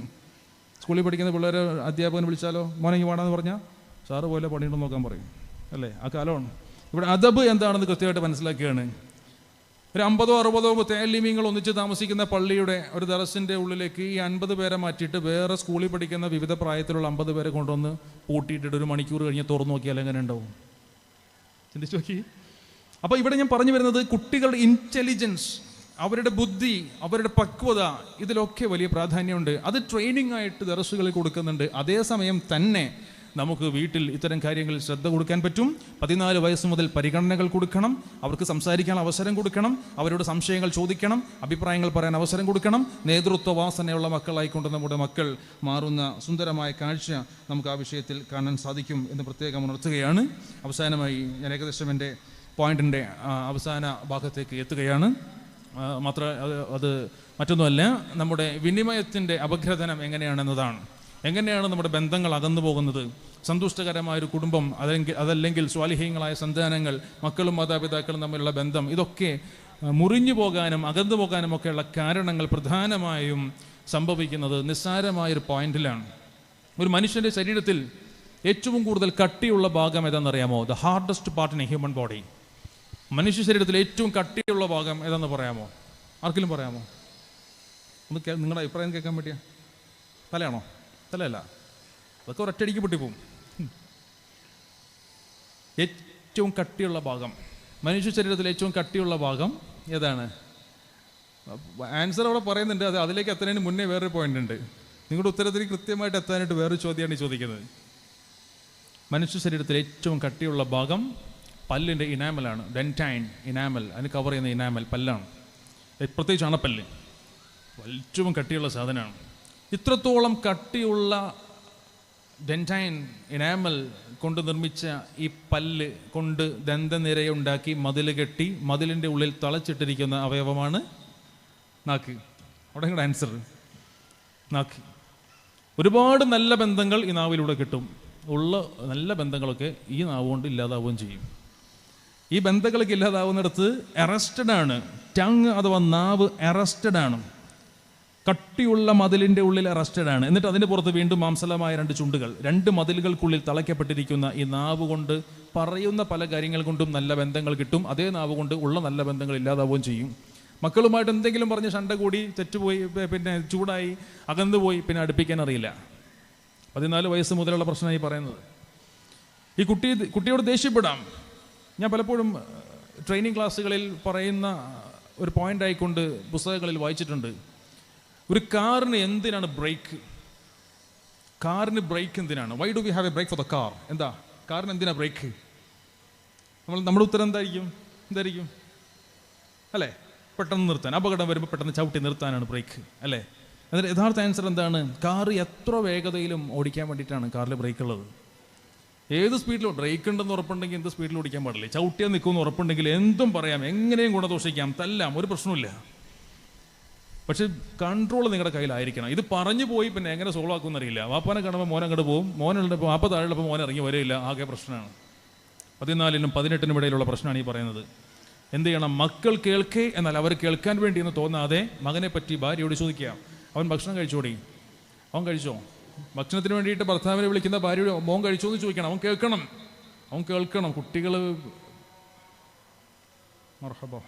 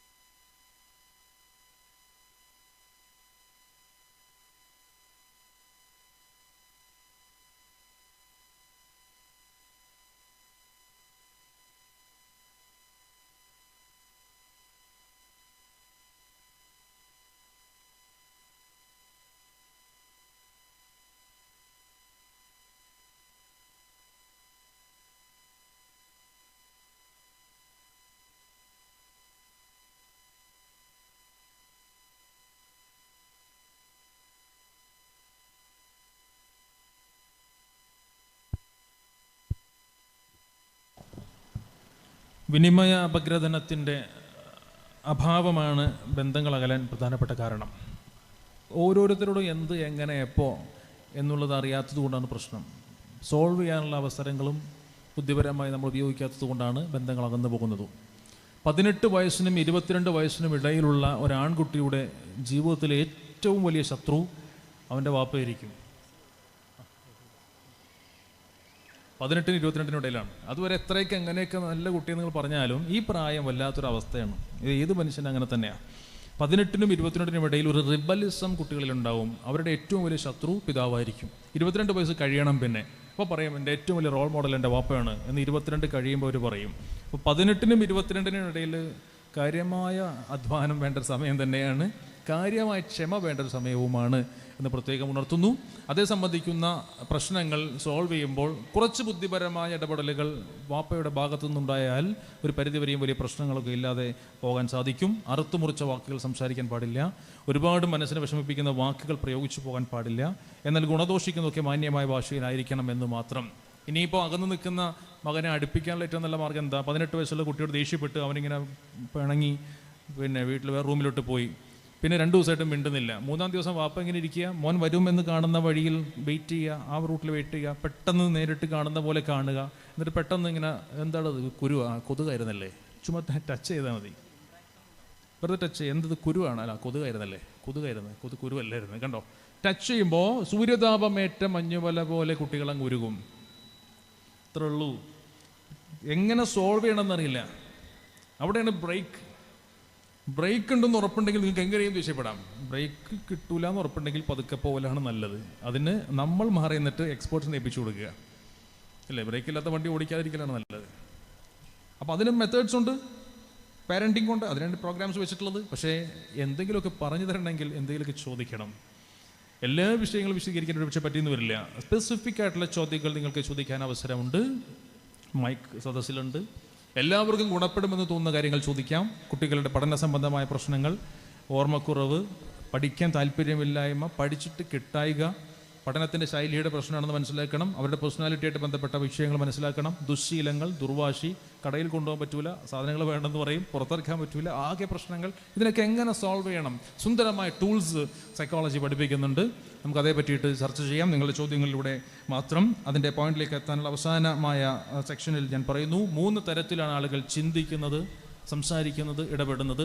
പിതൃഭാവം, പക്വഭാവം, ശിശുഭാവം. പക്വഭാവത്തിലുള്ള ഒരു ചോദ്യത്തിനും പിതൃഭാവത്തിൽ മറുപടി പറയാൻ പാടില്ല, പക്വഭാവത്തിൽ മാത്രം. അത് ചോദിക്കുന്ന ആളുടെ ശിശുഭാവത്തെ മുറിവേൽപ്പിക്കും. അപ്പോൾ കുട്ടികൾ പക്വഭാവത്തിൽ വല്ലതും ചോദിച്ചാൽ പിതൃഭാവത്തിൽ ദേഷ്യപ്പെടാൻ പാടില്ല, അതേ പക്വഭാവത്തിൽ സംസാരിക്കണം. ഇനി പിതൃഭാവത്തിൽ ആരെങ്കിലും സംസാരിച്ചാലോ ഉടനെ പിതൃഭാവം തന്നെ ഉപയോഗപ്പെടുത്തി കഴിഞ്ഞാൽ ആ ബന്ധം അകന്നു പോകും. അവിടെ ഒന്നുകിൽ അത് ശിശുഭാവത്തിൽ കൊണ്ടുവന്ന് ഒന്നുമില്ലാതാക്കി കളയുക, അല്ലെങ്കിൽ പക്വഭാവത്തിൽ കൊണ്ടുവന്ന് കൃത്യമായ മറുപടി കൊടുത്ത് ആ ബന്ധത്തെ നിലനിർത്തുക. ബന്ധത്തെ കിട്ടുന്നതും നശിപ്പിക്കുന്നതും ഈ പറയപ്പെട്ട വിനിമയ അപഗ്രഥനത്തിൽപ്പെട്ട 3 ഭാവങ്ങളിലൂടെയാണ് എന്ന് തിരിച്ചറിയുക. ഇതിലേത് ഭാവമാണ് നല്ലത് എന്ന് ചോദിച്ചാൽ കൃത്യമായി പറയാൻ സാധ്യമല്ല. ചില സമയത്ത് പിതൃഭാവം കാണിക്കേണ്ടി വരും, ചില സമയത്ത് പക്വഭാവം വേണം, ചില സമയത്ത് ശിശുഭാവം വേണ്ടി വരും. ഏത്, എവിടെ, എപ്പോൾ, എങ്ങനെ എന്ന് തിരിച്ചറിയുന്നിടത്താണ് ആശയവിനിമയത്തിലൂടെയുള്ള ബന്ധങ്ങൾ നിലനിർത്താൻ സാധിക്കുന്നതിൻ്റെ ഏറ്റവും സുന്ദരമായ മനഃശാസ്ത്രം ഒളിഞ്ഞു കിടക്കുന്നത് എന്നുകൂടി സൂചിപ്പിച്ചുകൊണ്ട് നിങ്ങളുടെ സംശയങ്ങൾക്ക് വേണ്ടി കാതോർക്കുകയാണ്. സംശയങ്ങളുള്ള ആളുകൾ ചോദിക്കാൻ എന്തെങ്കിലും ഉണ്ടെങ്കിൽ, സംശയം എന്നതിനേക്കാൾ ഉപരി നിങ്ങളുടെ പ്രശ്നങ്ങൾക്കുള്ള പരിഹാരമാണ്. എല്ലാവർക്കും ഗുണപ്പെടുന്ന പ്രശ്നങ്ങളെ സംബന്ധിച്ച് നിങ്ങൾക്ക് ചോദിക്കാം. കുട്ടികളുടെ ബുദ്ധി വളർച്ചയെ പറ്റിയിട്ട് പറയുമ്പോൾ വളരെ ഗൗരവത്തോടെ ഉണർത്തുന്നു. 14 വയസ്സ് വരെയുമുള്ള മക്കൾക്ക് നിങ്ങൾ കൊടുക്കേണ്ട ഒന്നാം തരം ഒരു ടോണിക്ക്, അത് നല്ല തേനും നല്ല നാടൻ നെല്ലിക്കയുടെ നീരുമാണ്. നല്ല നെല്ലിക്ക നിങ്ങൾക്ക് വാങ്ങാൻ കിട്ടുമ്പോൾ സീസണാണ്. നെല്ലിക്ക വാങ്ങിയിട്ട് മുറിച്ചിട്ട് കുരു കളഞ്ഞ് മിക്സിയിലിട്ട് ബ്ലെൻഡ് ചെയ്ത് അത് നല്ല തുണിയിലേക്ക്, വൃത്തിയുള്ള തുണിയിലേക്ക് മാറ്റിയിട്ട് പിഴിഞ്ഞെടുക്കുക. അതിലേക്ക് ഒരു അല്പം തേൻ ആഡ് ചെയ്യുക. ഇത് രണ്ടും മിക്സ് ചെയ്തിട്ട് കുട്ടിക്ക് വെറും വയറ്റിൽ കൊടുക്കുക. അടുപ്പിച്ചൊരു 7 ദിവസം കൊടുക്കുക, പിന്നെ വെയിറ്റ് ചെയ്യുക. അടുത്ത മാസം 7 ദിവസം കൊടുക്കുക, വെയിറ്റ് ചെയ്യുക. ഓരോ മാസവും തുടർച്ചയായി 7 ദിവസം ഇത് കൊടുത്താൽ 14 വയസ്സ് വരെയുമുള്ള മക്കൾക്ക് ബുദ്ധികൂർമ്മതയുണ്ടാകും, ഏകാഗ്രതയുണ്ടാകും, പ്രതിരോധശേഷി ഉണ്ടാകും, കുട്ടികൾക്ക് ഭാവനാശേഷി വളരും, കേൾക്കുന്ന കാര്യങ്ങളൊക്കെ അവർക്ക് ചിത്രീകരിച്ചുകൊണ്ട് ഓർമ്മയിൽ വെക്കാനുള്ള കഴിവ് കൂടും. അങ്ങനെ നല്ല മാർക്ക് വാങ്ങാൻ പറ്റും, പഠിക്കുന്ന വിഷയങ്ങൾ വളരെ എളുപ്പത്തിൽ ഗ്രാസ്പ് ചെയ്യാൻ പറ്റും, കൂടുതൽ സമയം ഇരുന്ന് പഠിക്കാൻ പറ്റും. ഒരുപാട് നല്ല ഗുണങ്ങൾക്ക് ഈ കോമ്പിനേഷൻ വളരെ നല്ലതാണ്. അത് നല്ലൊരു ടോണിക് ആയിക്കൊണ്ട് നിങ്ങൾക്ക് 14 വയസ്സ് വരെയുമുള്ള കുട്ടികൾക്ക് കൊടുക്കാവുന്നതാണ്. അതിനുശേഷമുള്ള കുട്ടികൾക്ക് പ്രതിരോധശേഷിക്ക് ഏറ്റവും ഉത്തമമാണ്. ബ്രെയിൻ വളർച്ച 14 മുതൽ 18 വരെ വളരെ കുറഞ്ഞ അളവിലാണ്. 18ഓടെ തീരുകയാണ്, പിന്നെ വളരില്ല. 14 വരെയും വളരെ വലിയ വളർച്ചയാണുള്ളത്. അതിൽ പ്രത്യേകിച്ചും 4 വയസ്സ് വരെയും, പിന്നെ 4 മുതൽ 8 വരെയും, 8 മുതൽ 14 വരെയും പല ഘട്ടങ്ങളിലായിക്കൊണ്ട് വളർച്ചയുടെ ഗ്രാഫിന് വ്യത്യാസമുണ്ട്. എന്തായാലും 14 വരെ സമയമുണ്ട്, അതൊക്കെ ഉപയോഗപ്പെടുത്താവുന്നതാണ് എന്നും പ്രത്യേകം ഉണർത്തുന്നു. കാലികമായ വിഷയങ്ങളെ സംബന്ധിച്ച് തീർച്ചയായിട്ടും നിങ്ങൾക്കുള്ള ആശങ്കകൾ പങ്കുവെക്കാനുള്ള വേദി ഒരു 10 മിനിറ്റ് ഇവിടെ ഉണ്ട്. തീർച്ചയായിട്ടും അത് ഉപയോഗപ്പെടുത്താവുന്നതാണ് എന്ന് പ്രത്യേകം ഉണർത്തുന്നു, ആവർത്തിക്കുന്നു. എന്നെ കൺസൾട്ട് ചെയ്യാനായിട്ട് ഒരുപാട് ദൂരം ഒരുപക്ഷെ വരേണ്ടി വരും, വന്നാൽ നിങ്ങൾ ഫീസും തരേണ്ടി വരും, അത് ബുദ്ധിമുട്ടാണ്. സോ എന്ത് ചെയ്യുക, ഇവിടെ മാക്സിമം ഈ അവസരത്തെ ഉപയോഗപ്പെടുത്തുക എന്ന് പ്രത്യേകം ഉണർത്തുന്നു.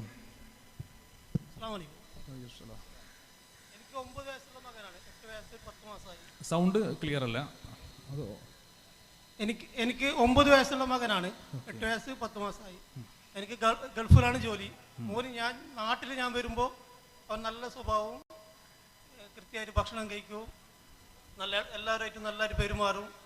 മറിച്ച് ഞാൻ ഗൾഫ് പോയി കഴിഞ്ഞാൽ ആ ഇത് കിട്ടുന്നില്ല. അത് എന്തുകൊണ്ട്? പിന്നെ ഞാനിപ്പോൾ 8 വയസ്സ് വരെ ആയിട്ട് എൻ്റെ ഒരു ഓർമ്മയിൽ ഒരു 3 പ്രാവശ്യം അവൻ അടിച്ചു കാണും. ബാക്കിയെല്ലാം അവൻ ഇടയ്ക്കെടുക്കുന്ന എന്നെ കോത്ത് പിടിക്കും, എന്നോട് നല്ല സ്നേഹം കാണിക്കും. പക്ഷേ ഞാൻ ഗൾഫിൽ പോയി കഴിഞ്ഞാൽ അതെനിക്ക് കിട്ടുന്നില്ല. അവരുടെ പെരുമാറ്റ രീതി ഒരു മാറ്റം വരുന്നു. അതെങ്ങനെ കണ്ടിന്യൂ ആക്കാൻ പറ്റുമെന്നുള്ളത്. ഇതൊരു പെറ്റേണൽ പാരൻറ്റിങ് എന്നറിയപ്പെടുന്ന ഒരു വിഷയത്തിൽ കുട്ടൻ്റെ ഒരു ട്രെയിനിങ്ങിൻ്റെ ഭാഗമാണ്. സ്വാഭാവികമായിട്ടും പിതാവിനോടുള്ള സ്നേഹം സ്വാഭാവികമായിട്ടും കുട്ടികൾക്ക് ഒരു ഭയം കലർന്ന സ്നേഹമായിരിക്കും. മാതാവിനോടുള്ളത് സ്വാതന്ത്ര്യത്തിൻ്റെ സ്നേഹമാണ്.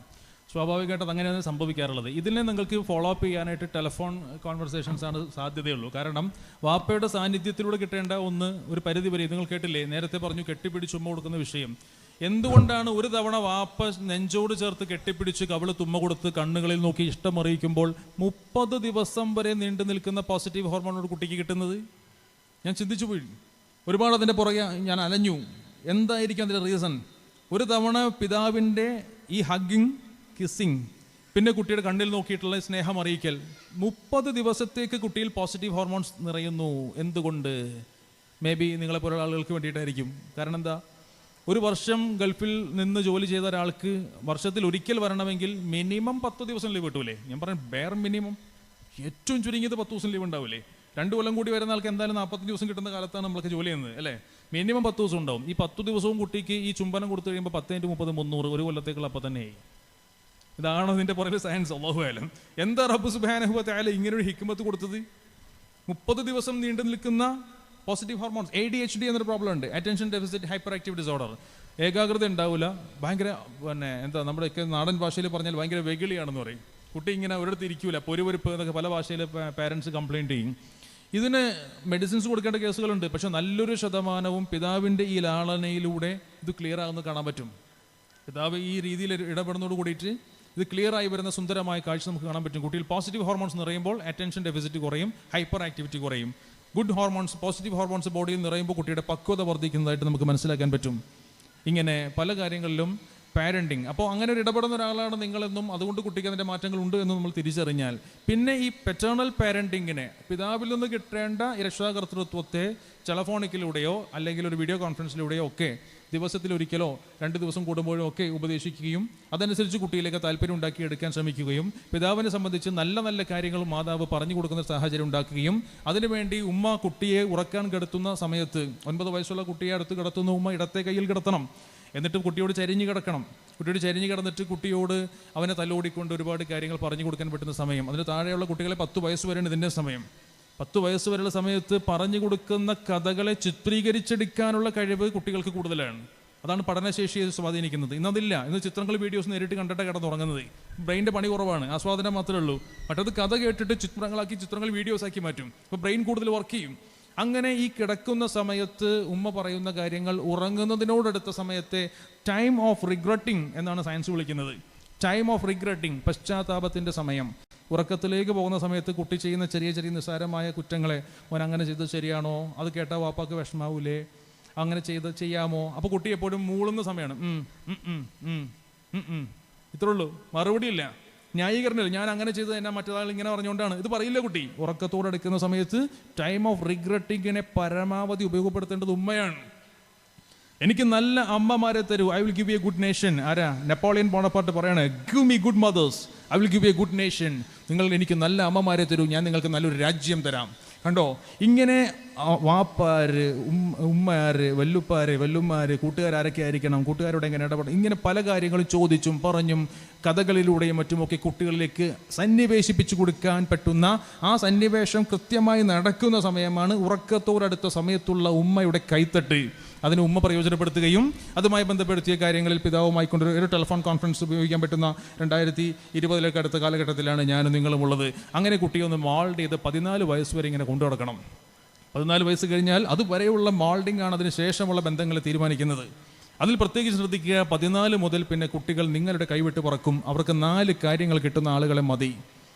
അതാരൊക്കെയാണ്? They want friends, those interests and values are similar to them. അവരുടെ താല്പര്യങ്ങളും മൂല്യങ്ങളും അവരോടൊത്തവർ. Who understand them, അവരെ മനസ്സിലാക്കുന്നവർ. And make them feel secure, അവർക്ക് സുരക്ഷിതത്വ ബോധം കൊടുക്കുന്നവർ. And in whom they can confide problems and discuss matters they feel they cannot share it with teachers or parents. അധ്യാപകരോടും മാതാപിതാക്കളോടും സംസാരിക്കാൻ പറ്റില്ല എന്ന് തോന്നുന്ന കാര്യങ്ങൾ സംസാരിക്കാൻ പറ്റുന്നവർ. ഇങ്ങനെ 4 തരത്തിലുള്ള ആളുകൾക്ക് വേണ്ടിയുള്ളൊരു നെട്ടോട്ടമാണ് 14 വയസ്സ് മുതലുള്ള അങ്ങോട്ടുള്ള പ്രായം. അത് ഏറ്റവും ചുരുങ്ങിയതിൽ 1 or 2 ഭാഗത്തെങ്കിലും വാപ്പയോ ഉമ്മയോ ആളാകാൻ ശ്രമിക്കണം. Interest and values are similar to them. മൂല്യങ്ങളും താല്പര്യങ്ങളും അവരോടൊത്തവർ. അവർക്കുള്ള മൂല്യങ്ങളും താല്പര്യങ്ങളും നമ്മൾ ഉണ്ടാക്കി കൊടുക്കണം. കാരണം രക്ഷിതാവിൻ്റെ കടമയിൽപ്പെട്ടതാണ് കുട്ടികൾക്ക് പറ്റിയ കൂട്ടുകാരെ ഏൽപ്പിച്ചു കൊടുക്കൽ. അത് പഠിപ്പിക്കുകയാണ്. നേരത്തെ ഉദ്ഘാടന പ്രാസംഗിക്കാൻ പറഞ്ഞു, നമ്മുടെ മക്കളുടെ കൂട്ടുകാരൊക്കെയെന്ന് നമ്മൾ അറിഞ്ഞിട്ടുണ്ടോ?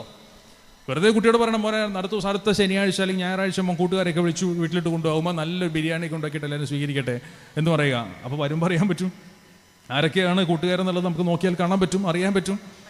അവരുടെ ഇപ്പോഴത്തെ കുട്ടികളുടെ ഹെയർ സ്റ്റൈൽ മാത്രം നോക്കിയാൽ മതി, എങ്ങോട്ടാ മോൻ്റെ പോക്കെന്ന് മനസ്സിലാവുന്നുണ്ടോ? അപ്പോൾ അങ്ങനെ ചുരുങ്ങിയത് 2 ഉറപ്പിക്കാൻ ഫിസിക്കലി അല്ലെങ്കിൽ ഈ പറഞ്ഞതുപോലെയുള്ള ഒരു ടെലിഫോൺ കോൺഫറൻസിലൂടെയൊക്കെ ഒരു ഫ്രീക്വൻറ്റ് കോൺടാക്റ്റ് വേണം. പക്ഷേ അതിൻ്റെ പ്രാധാന്യവും ഗൗരവവും കുട്ടിയും ഉറപ്പിക്കേണ്ടത് ആരാണ്? ഉമ്മയാണ്. വാപ്പ കിടക്കുന്ന ബെഡിൽ കയറി കുത്തി മറിയുമ്പോൾ ഉമ്മ പറയണം, മോനെ പാടില്ല എന്ന് പറയണം. വാപ്പയുടെ സ്നേഹം ഉണ്ടാവും, പക്ഷേ ആ സ്നേഹം ബഹുമാനം കലർന്നതാക്കാനുള്ള മാർഗം മുഴുവൻ സ്വീകരിക്കേണ്ടത് ഉമ്മയാണ്. എവിടെയാണെങ്കിലും വാപ്പക്ക് ഇഷ്ടപ്പെടില്ല. ആ ഒരു കൽബിൽ ആ സ്നേഹം ഉറപ്പിച്ചു കൊടുക്കാൻ ഉമ്മക്ക് സാധിച്ചാൽ, അതിനെ കൃത്യമായി ഒരു ടെലിഫോൺ കോൺഫറൻസിലൂടെയോ കോളിലൂടെയോ നിങ്ങൾക്ക് ഫോളോ അപ്പ് ചെയ്യാൻ സാധിച്ചാൽ ഈ പ്രശ്നത്തിന് പരിഹാരമാകും. ഉപയോഗപ്പെടുത്തലേ മാർഗമുള്ളൂ. ക്ലിയർ? ഓക്കെ. എൻ്റെ 2 കുട്ടികളിവിടെ പഠിക്കുന്നുണ്ട്. ഒന്ന് 3ാം ക്ലാസ്സും ഒന്ന് 4ാം ക്ലാസ്സും. LKG മുതൽ ഇവിടെ തുടർച്ചയായി പഠിച്ചുകൊണ്ടിരിക്കുകയാണ്.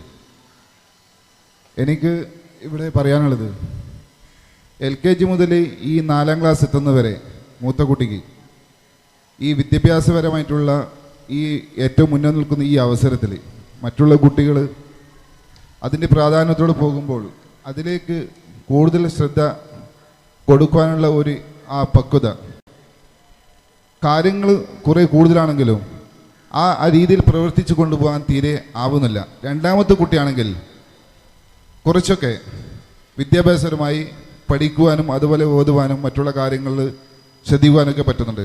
മൂത്ത കുട്ടിക്ക് 4ാം ക്ലാസ് എത്തിയ കുട്ടിക്ക് ഒരുപക്ഷെ ഈ സ്ഥാപനത്തിൽ തന്നെ ഒരുപക്ഷെ അവർക്ക് ഈ കുട്ടി പഠിക്കുന്നില്ലോ എന്നുള്ള ഒരു വ്യാഖ്യാതി വന്നിട്ടുണ്ട്. ഇതിനെ പല രൂപത്തിൽ പല ഹോസ്പിറ്റലുകളും മറ്റോ കാണിക്കാനുള്ള ചികിത്സകളും ആവശ്യമാണോ, അല്ലെങ്കിൽ ഈ ഇങ്ങനെയുള്ള കാര്യങ്ങളിൽ പോയി നമ്മൾ പിതാക്കൾ അല്ലെങ്കിൽ ഉമ്മമാർ ശ്രദ്ധിച്ചാൽ മാത്രം മതിയോ? ഇതിനുള്ള ഇതൊരു രോഗമായിട്ടാണോ കണക്കാക്കുന്നത്, അല്ലെങ്കിൽ തീരെ ശ്രദ്ധിക്കാത്തത് കൊണ്ട് മക്കൾ പഠിക്കാത്തത് കൊണ്ട് ചില ഹോസ്പിറ്റലുകൾ മറ്റു കാണിക്കണമെന്ന് പല ആളുകളും പറയുന്നുണ്ട്. അത് ശരിയാണോ? അല്ലെങ്കിൽ ഈ രൂപത്തിൽ നമ്മൾ ശ്രദ്ധിച്ചാൽ മാത്രം മതി എന്നുള്ള രൂപത്തിലേക്കാണോ നമ്മൾ ചെയ്യേണ്ടതൊന്ന് വ്യക്തമാക്കിയാൽ കൊള്ളാം. 2 കുട്ടികൾ ഉള്ള ഒരു രക്ഷിതാവിൻ്റെ 2 കുട്ടികൾക്കിടയിലുള്ള പഠനശൈലിയും പഠനത്തിൻ്റെ പുരോഗമനത്തെ പറ്റിയും പഠനശേഷമുള്ള റിസൾട്ടിനെ പറ്റിയുമുള്ള ഒരു താരതമ്യ പഠനമാണ് ഇപ്പോൾ ഇവിടെ ചോദ്യമായിട്ട് വന്നിട്ടുള്ളത്. അതിലൊരു കുട്ടി നന്നായിട്ട് പഠിക്കുന്ന കാര്യകാരണ സഹിതം കാര്യങ്ങളെ മനസ്സിലാക്കുന്നൊരു കുട്ടിയാണ് എന്നും, മറ്റൊരു കുട്ടിക്ക് ഇവിടുത്തെ സാഹചര്യങ്ങളോട് പൊരുത്തപ്പെട്ടു പോകുന്നിടത്ത് കുറവുണ്ടെന്ന് ഇവിടുത്തെ അധ്യാപകർ പറഞ്ഞതായിട്ടുള്ള റിപ്പോർട്ടിൽ അവന് ഏതെങ്കിലും തരത്തിലുള്ള ഒരു കൺസൾട്ടേഷൻ ആവശ്യമാണോ എന്നതുമാണ് ചോദ്യത്തിൽ നിന്നും ഞാൻ മനസ്സിലാക്കുന്നത്. ശരിയല്ലേ? അതെ. അപ്പോൾ ഇവിടെ ഒരു കുട്ടിയെ സംബന്ധിച്ചിടത്തോളം അവൻ്റെ പഠന മേഖലയിലെ പിന്മാറ്റം പഠിച്ചിട്ട് കിട്ടായക കൊണ്ടാണോ, പഠിക്കാൻ താല്പര്യമില്ലാത്തത് കൊണ്ടാണോ? ഇത് രണ്ടും ഒരു ചോദ്യമാണ്. പഠിക്കാനിരുത്തിയാൽ പഠിക്കാത്തത് കൊണ്ടാണോ, അതോ ഒരുപാട് കഷ്ടപ്പെട്ട് പഠിച്ചിട്ടും അവന് കിട്ടാത്തത് കൊണ്ടാണോ? ഇതാണ് ആദ്യമായി ഒരു സൈക്കോളജിസ്റ്റിൻ്റെ പെർസ്പെക്റ്റീവിൽ ചോദിക്കാനുള്ളത്. ഒന്ന്, കുത്തിയിരുന്ന് പഠിക്കുന്നുണ്ട്, ഒരുപാട് കഷ്ടപ്പെടുന്നുണ്ട്, പക്ഷെ റിസൾട്ട് ഇല്ല. മറ്റത് പഠിക്കാൻ താല്പര്യം കാണിക്കുന്നില്ല. ഇതിൽ 2-ൽ 1 ഏതാണ് എന്ന് ആദ്യം പഠിക്കേണ്ടതുണ്ട്. ഒന്നാമത്തെ പോയിന്റ്. രണ്ടാമത്തെ പോയിന്റ്, ഇതിനെ രണ്ടായിട്ട് തിരിക്കുമ്പോൾ കുട്ടിക്ക് പഠനം ഒരുപാട് നടത്തിയിട്ടും റിസൾട്ട് കിട്ടാത്ത അവസ്ഥയിലേക്കാണ് കുട്ടി പോകുന്നത് എങ്കിൽ അവിടെയാണ് നേരത്തെ പറഞ്ഞ കൺസൾട്ടേഷൻസിൻ്റെ ഒക്കെ ആവശ്യം വരുന്നത്. എത്രത്തോളം പെർസെൻറ്റേജ് ആണ് അതിൽ കുറയുന്നത്, കഷ്ടപ്പാടും റിസൾട്ടും തമ്മിലൊരു റേഷ്യോ ഉണ്ട്, എത്രത്തോളം അത് കുറവാണ്, റിസൾട്ട് കിട്ടാൻ എത്ര താമസം വരുന്നുണ്ട്, കുട്ടിയുടെ പഠന ശൈലിയുടെ പ്രശ്നമാണോ എന്നുള്ളതാണ് അതേ സംബന്ധിച്ച് ഇനി നമ്മൾ പരിശോധിക്കേണ്ടത്. കുട്ടികൾ 3 തരത്തിലാണ്. 1 വിഷ്വൽ, 2 ഓഡിറ്ററി, 3 കൈനസ്തെറ്റിക്. 3 രീതിയിലാണ് മക്കൾ സ്വഭാവ രൂപീകരണം തന്നെ സംഭവിക്കുന്നത്. അതിൽ പഠന ശൈലിക്ക് വലിയ പ്രാധാന്യമുണ്ട്. ചില കുട്ടികൾ ഇങ്ങനെ നോക്കി പഠിക്കും, ഇങ്ങനെ നോക്കുകയുള്ളൂ, ഉറക്കെ വായിക്കൂല. ചില കുട്ടികൾ ഉറക്കെ വായിച്ചു പഠിക്കും. ചില കുട്ടികൾ ഇങ്ങനെ നോക്കി കാര്യങ്ങൾ മനസ്സിലാക്കിയിട്ട് ഇപ്പുറത്തൊരു പേനും പേപ്പറും വെച്ചെങ്കിൽ ഗ്രാഫൊക്കെ വരച്ച് പഠിക്കും. വിഷ്വലായി കുട്ടി പുസ്തകം നോക്കി പഠിക്കും, സൗണ്ട് പുറത്ത് വരില്ല. അത് അവൻ്റെ ജന്മനാലുള്ള പ്രത്യേകതയാണ്. നിങ്ങളുടെ കുട്ടി വിഷ്വലാണോ ഓഡിറ്ററി ആണോ കിനസ്തെറ്റിക് ആണോ എന്നറിയാനുള്ള മാർഗ്ഗം ചെറിയ പ്രായത്തിൽ കുട്ടി വീട്ടിൽ വന്ന് പറഞ്ഞിരുന്ന കാര്യങ്ങൾ കൂടുതൽ എന്തായിരുന്നു ഒന്ന് ആലോചിച്ച് നോക്കിയാൽ മതി. കണ്ട കാര്യങ്ങളാണോ, കേട്ട കാര്യങ്ങളാണോ, ചെയ്ത കാര്യങ്ങളാണോ? ഞാൻ ഇന്നത് കണ്ടു, മറ്റേ ബട്ടർഫ്ലൈ വരുന്നത് കണ്ടു, ഞാൻ പറഞ്ഞില്ലേ, കണ്ടതിനെ പറ്റിയാണോ കുട്ടി പറയുന്നത്? അത് ഇന്നയാൾ ഇന്നത് പറഞ്ഞു, മറ്റേ ആൾ പറഞ്ഞു, ടീച്ചർ ഇങ്ങനെ പറഞ്ഞു, പറഞ്ഞതിനെ പറ്റിയാണോ, കേട്ടതിനെ പറ്റിയാണോ, അത് ചെയ്തതിനെ പറ്റിയാണോ കൂടുതൽ കുട്ടികൾ പറയുന്നത്? ഇതനുസരിച്ചുകൊണ്ട് കുട്ടി ഏതാണെന്ന് ഏകദേശം ഒരു ധാരണ എത്താൻ പറ്റും. അല്ലാതെയും ടെസ്റ്റുകളുണ്ട്. വിഷ്വലായൊരു കുട്ടി, കണ്ടു പഠിക്കുന്ന കുട്ടി ഉറക്കെ വായിക്കണമെന്ന് നിങ്ങളോ വീട്ടിൽ ഉമ്മയോ കുട്ടിയോട് നിർബന്ധിച്ചാൽ, രക്ഷിതാക്കൾ നിർബന്ധിച്ചാൽ, അതായത് അവൻ്റെ ജന്മനാലുള്ള പ്രത്യേകത കണ്ടുപഠിക്കലാണ്. അല്ലെങ്കിൽ കൈനസ്തെറ്റിക് ആയിരിക്കും. ചിലപ്പോൾ 1-ാം പാനിപ്പെട്ടി യുദ്ധമൊക്കെ പടം വരച്ച് പഠിക്കും. കുറേ പടന്മാർ അവിടെ നിൽക്കണം, ഇവിടെ നിൽക്കണ, വാള്, പരിചയം, ഇതൊക്കെ അവൻ തന്നെ വരയ്ക്കും. അത് അവൻ്റെ ഒരു ശൈലിയാണ്. ഗ്രാഫ് വരച്ച് വേറെ അവൻ്റേതായ ശൈലിയിൽ പഠിക്കുക. മറ്റേ കുട്ടി കണ്ടത് മാത്രം ഇങ്ങനെ ഓടിച്ചു പോകുള്ളൂ, ശബ്ദം പുറത്ത് വരില്ല. ഓഡിറ്ററി ആണെങ്കിൽ ഉറക്കെ വായിച്ചു പഠിക്കും. അപ്പോൾ കണ്ടു പഠിക്കാൻ കഴിവുള്ള കുട്ടി, വിഷ്വലായ കുട്ടിയുടെ ഉമ്മ പറയാണ്, നീ അവിടെ നിന്ന് വായിക്കുന്നത് എനിക്ക് ഇവിടെ കേൾക്കണം എന്ന് പറഞ്ഞാൽ കുട്ടി ഇങ്ങനെ ഉറക്കെ വായിക്കുമെന്നല്ലാതെ ഒന്നും എൻ്റെ തലയിലോട്ട് കയറില്ല. അത് ഓഡിറ്ററിയുടെ പ്രത്യേകതയാണ്. വിഷ്വലായ കുട്ടിയെ ഓഡിറ്ററി ആക്കാൻ നമ്മൾ ശ്രമിക്കരുത്. കെനസ്തെറ്റിക് ആയ കുട്ടിയെ ഓഡിറ്ററി ആക്കാനും വിഷ്വലാക്കാനും നമ്മൾ ശ്രമിക്കരുത്. നീ എന്താണ് കാണിക്കുന്നത്, കുത്തി വരച്ചുകൊണ്ടിരിക്കുന്നത്, നീ വായിച്ചു പഠിക്കുക, പാടില്ല. ഓരോ കുട്ടിയും ഓരോന്നും പഠിക്കുന്നത് ഓരോ രീതിയിലാണ്. ആ രീതിയെ തിരിച്ചറിഞ്ഞ് പഠനശൈലിയെ നമ്മൾ അതിലേക്ക് ലേണിംഗ് സ്കിൽസ് എന്ന് പറയും, പഠന തന്ത്രങ്ങൾ മെനഞ്ഞു കൊടുക്കുമ്പോൾ കുട്ടികൾ മുന്നിൽ വരുന്നത് കാണാറുണ്ട്. അതൊരു കൺസൾട്ടേഷൻ എന്ന് നിങ്ങൾ കണക്കാക്കണ്ട, മറിച്ചൊരു ഗൈഡൻസ് എന്ന് മാത്രം മനസ്സിലാക്കിയാൽ മതി. ഒരു കൺസൾട്ടേഷൻ എന്ന അർത്ഥത്തിലേക്ക് ഒരു അസുഖമൊന്നുമല്ല, മറിച്ച് ഇത് പറഞ്ഞ് ഗൈഡൻസ് കൊടുത്താൽ പഠനശൈലി, what they don't teach them in the schools, അത് ടീച്ചേഴ്സ് പഠിപ്പിക്കുന്നതാണ്, അത് എക്സ്പേർട്സ് പഠിപ്പിച്ചു കൊടുക്കും. മോനെ അത് പഠിക്കേണ്ടത് ഇങ്ങനെയാണ്, മറ്റത് പഠിക്കേണ്ടത് ഇങ്ങനെയാണ്. ഓരോന്നും പഠിക്കാൻ ചില തന്ത്രങ്ങളൊന്നും മെനഞ്ഞു കൊടുത്താൽ കുട്ടികൾ പെട്ടെന്ന് ബൂസ്റ്റ് ചെയ്യും. അതോടുകൂടി പഠനത്തിൽ മികവ് പുലർത്തുന്നത് കാണാൻ പറ്റും. അതേസമയം പഠിക്കാൻ തീരെ താല്പര്യമില്ലാത്തൊരു കുട്ടിയാണ് എങ്കിലോ അവനെ ഒരു കൗൺസിലിംഗ് എന്ന അവസ്ഥയിലേക്ക് കൊണ്ടുവന്നെത്തിച്ച് ഒരു ഗോളൊക്കെ സെറ്റ് ചെയ്ത് കൊടുത്ത് ആ ഗോളിലേക്ക് എത്തിക്കാൻ വേണ്ടിയിട്ടുള്ള ചില ഫോട്ടോഗ്രാഫ്സൊക്കെ അവനെ കൊണ്ട് തന്നെ ഇമാജിൻ ചെയ്യിച്ച് അതൊക്കെ ഭിത്തിയിൽ ഒട്ടിച്ച് വെപ്പിച്ച് ആ രീതിയിലൊക്കെ അവനെ മോട്ടിവേറ്റ് ചെയ്ത് കഴിഞ്ഞാൽ പഠിക്കാനുള്ള താല്പര്യമൊക്കെ വരുന്നതായിട്ട് കാണാറുണ്ട്. 2-3 സിറ്റിങ്സ് കൊണ്ടൊക്കെ ചെയ്യാവുന്ന കാര്യമേ ഉള്ളൂ. ഏതൊരു എക്സ്പേർട്ട് സൈക്കോളജിസ്റ്റും ചെയ്യാവുന്ന കാര്യങ്ങളേ ഉള്ളൂ. രണ്ടാമത്തെ കേസ് ഞാൻ ഈ പറഞ്ഞതുപോലെയാണ്, പഠനതന്ത്രങ്ങൾ കൊടുത്താൽ നന്നാവും. അതല്ലെങ്കിൽ പിന്നെ വേണ്ടത് IQ പോലെയുള്ള ടെസ്റ്റുകൾ നടത്തുക എന്നതാണ്. കുട്ടിക്ക് ഇപ്പോൾ എത്ര പഠിച്ചിട്ടും ഓർമ്മ കിട്ടുന്നില്ല, എത്ര തന്ത്രങ്ങൾ കൊടുത്തിട്ടും ഉപയോഗിക്കാൻ പറ്റുന്നില്ല എങ്കിൽ അവൻ്റെ മെമ്മറിക്ക് പ്രശ്നമുണ്ടോ, short time memory, long time memory, പറഞ്ഞ കാര്യങ്ങൾ അപ്പോൾ തന്നെ ഓർത്തെടുത്ത് പറയാൻ പറ്റുന്നതിന് കുറച്ച് കഴിയുമ്പോൾ ഓർക്കാൻ പറ്റാത്തതുകൊണ്ടാണോ, കാൽക്കുലേഷൻസിന് എന്തെങ്കിലും പ്രോബ്ലംസ് ഉണ്ടോ എന്നിങ്ങനെയുള്ള കുറേ കാര്യങ്ങൾ കുട്ടിയിൽ നിന്ന് നമുക്ക് തിരിച്ചറിഞ്ഞുകൊണ്ട് അതനുസരിച്ചുള്ള കുറേ വിഷയങ്ങളിലേക്ക് നമ്മൾ അവരെ എത്തിക്കേണ്ടതുണ്ട്. അങ്ങനെ അതിൻ്റെ ഒരു കൺസൾട്ടേഷൻ അർത്ഥത്തിൽ തന്നെ കൗൺസിലിങ്ങിന് കൊണ്ടുപോയാലും അതിൽ പരിഹാരമാകാവുന്നതാണ്. ഇതിലേതാണ് തിരിയേണ്ടതെന്ന് അറിയണമെങ്കിൽ ഒരു പേഴ്സണൽ കൺസൾട്ടേഷൻ ആവശ്യമാണ് എന്ന് പ്രത്യേകം ഉണർത്തുന്നു. നിങ്ങൾക്കിപ്പോൾ ഈ 3 കാര്യങ്ങളിൽ നിന്നും ഏതിലേക്കാണ് തിരിയേണ്ടതെന്നതിനെ പറ്റി സൂചന കിട്ടിക്കാണും. അതനുസരിച്ചിട്ട് നിങ്ങൾക്ക് മുന്നോട്ട് പോകാവുന്നതാണ്. ആവശ്യങ്ങളുണ്ടെങ്കിൽ നിങ്ങൾക്ക് ടെലിഫോണിക്കലി ബന്ധപ്പെടാം. ഞാൻ ടെലിഫോണിക്കലി വേണ്ട പിന്നെ ഡൗട്ട് ക്ലിയറൻസ് നൽകുന്നതാണ് ഇൻഷാ അല്ലാഹ്. ഹലോ, വലൈക്കും. ഒരൊറ്റ മിനിറ്റ് ശ്രദ്ധിക്കുക. എല്ലാ രക്ഷിതാക്കൾക്കും ഭക്ഷണം തയ്യാറാക്കിയിട്ടുണ്ട്. ഭക്ഷണം വാങ്ങാതെ ഒരു രക്ഷിതാവും പോകരുതെന്ന് പ്രത്യേകം അറിയിക്കുന്നു. നിങ്ങളുടെ ഇപ്പോഴുള്ള ഇരിപ്പിടത്തിലേക്ക് തന്നെ ഭക്ഷണം എത്തുന്നതാണ്. അതുകൊണ്ട് നമ്മുടെ വോളണ്ടിയേഴ്സ് വിതരണം ആരംഭിച്ചിട്ടുണ്ട്. വൈകാതെ നിങ്ങളുടെ കൈകളിലേക്ക് എത്തും. വാങ്ങിയതിന് ശേഷം മാത്രമേ പോകാൻ പാടുള്ളൂ. ഞാൻ പറയും. Hello, yes please. വലൈക്കും സലാം. സെർച്ചിങ് പറയൂ, പറയൂ. 22 വയസ്സ് പ്രായമുള്ളതാണ്.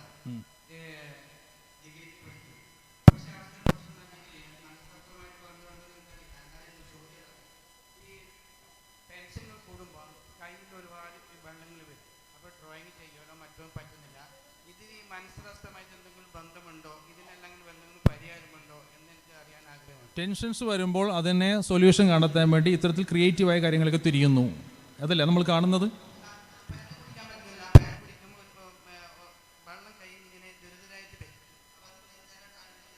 അതായത് ചെയ്യുന്ന കാര്യത്തിൽ കോൺസെൻട്രേറ്റ് ചെയ്യാൻ പറ്റുന്നില്ല, അങ്ങനെയാണോ?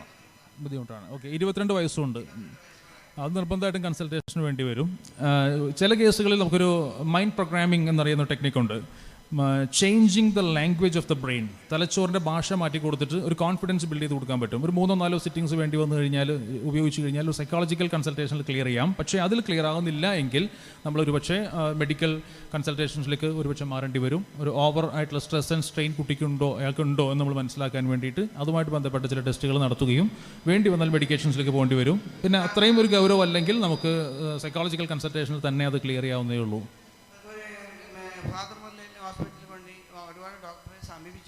ശരി, മെഡിസിൻസ് എടുത്തിരുന്നോ?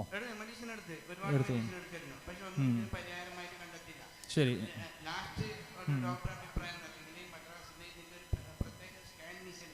ഓക്കെ, അവിടെ നിങ്ങൾ പറഞ്ഞു വരുന്ന പോയിന്റ് സ്ട്രക്ചറൽ ഡിഫോമിറ്റിയാണ്. ഞാൻ പറഞ്ഞു വരുന്നത് മെൻ്റലി കുട്ടിക്ക് ഉണ്ടാകുന്ന സ്ട്രെസ് ആൻഡ് സ്ട്രെയിൻ ആണ്. സ്ട്രക്ചറൽ പ്രോബ്ലംസ് ഉണ്ടെങ്കിൽ, ഫോർ എക്സാമ്പിൾ EEG പോലെയുള്ള ഇലക്ട്രോഎൻസെഫലോഗ്രാം പോലെയുള്ള ടെസ്റ്റുകൾ നടത്തുമ്പോൾ ബ്രെയിനുമായിട്ട് ബന്ധപ്പെട്ട ഏരിയകളിൽ ഇമോഷണൽ ചേഞ്ചസ് നമുക്ക് മനസ്സിലാക്കാൻ പറ്റും. ഫങ്ഷണൽ MRI, ഇലക്ട്രോഎൻസെഫലോഗ്രാം, EEG ഇതൊക്കെ ടെസ്റ്റ് ചെയ്ത് കഴിഞ്ഞാൽ സ്ട്രക്ചറൽ ഇഷ്യൂസ് മനസ്സിലാക്കാം. സ്ട്രക്ചറൽ ഇഷ്യൂസ് ഉണ്ടെങ്കിൽ അതൊരു ഡിഫോമിറ്റി ആയിട്ട് തന്നെ പരിഗണിച്ചുകൊണ്ട് അതിൻ്റെ പരിഹാരത്തിലേക്ക് എത്തുക തന്നെ വേണം. അതെല്ലാം നോർമലാണ് എങ്കിൽ സാധാരണഗതിയിൽ ഒരു മൈൻഡ് പ്രോഗ്രാമിംഗ് കൊടുത്തുകൊണ്ട് നമുക്കൊരു മോട്ടിവേഷൻ കൊടുത്തുകൊണ്ട് തന്നെ ആളൊരു 3-4 സിറ്റിങ്സിൽ റെഡിയാക്കി എടുക്കാൻ ശ്രമിക്കാൻ പറ്റും. പക്ഷേ അത് കൃത്യമായിട്ട് ചെയ്യണം, ഫോളോ അപ്പ് വേണം, ഗ്യാപ്പ് വരാൻ പാടില്ല. സെയിം ടൈമിൽ തന്നെ നിങ്ങൾ ഏത് ടൈപ്പ് ഓഫ് മെഡിസിൻസ് ആണ് ഉപയോഗിച്ചതെന്ന് അറിയില്ല. നമുക്ക് പലതരത്തിലുള്ള സിസ്റ്റംസ് ഓഫ് മെഡിസിൻസ് ഉണ്ട്. അലോപ്പതി ഉണ്ട്, ആയുർവേദമുണ്ട്, ഹോമിയോപ്പതി ഉണ്ട്. മൈൻഡിനെ ഏറ്റവും കൂടുതൽ കൺട്രോൾ ചെയ്യാനായിട്ട് പറ്റുന്ന, മൈൻഡിനെ ഏറ്റവും സപ്പോർട്ടിംഗ് ആയിട്ടുള്ള മെഡിസിൻസ് ഏറ്റവും കൂടുതൽ എഫക്റ്റീവായി കാണപ്പെടുന്നത് ഹോമിയോപ്പതിക് മെഡിസിൻസിലാണെന്നാണ് ഞങ്ങൾ മനസ്സിലാക്കിയിട്ടുള്ളത്.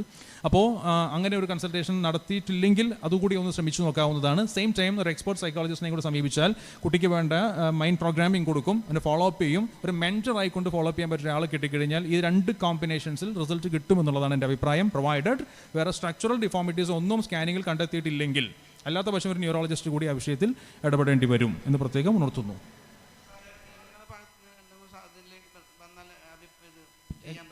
കേട്ടില്ല, എങ്ങനെ?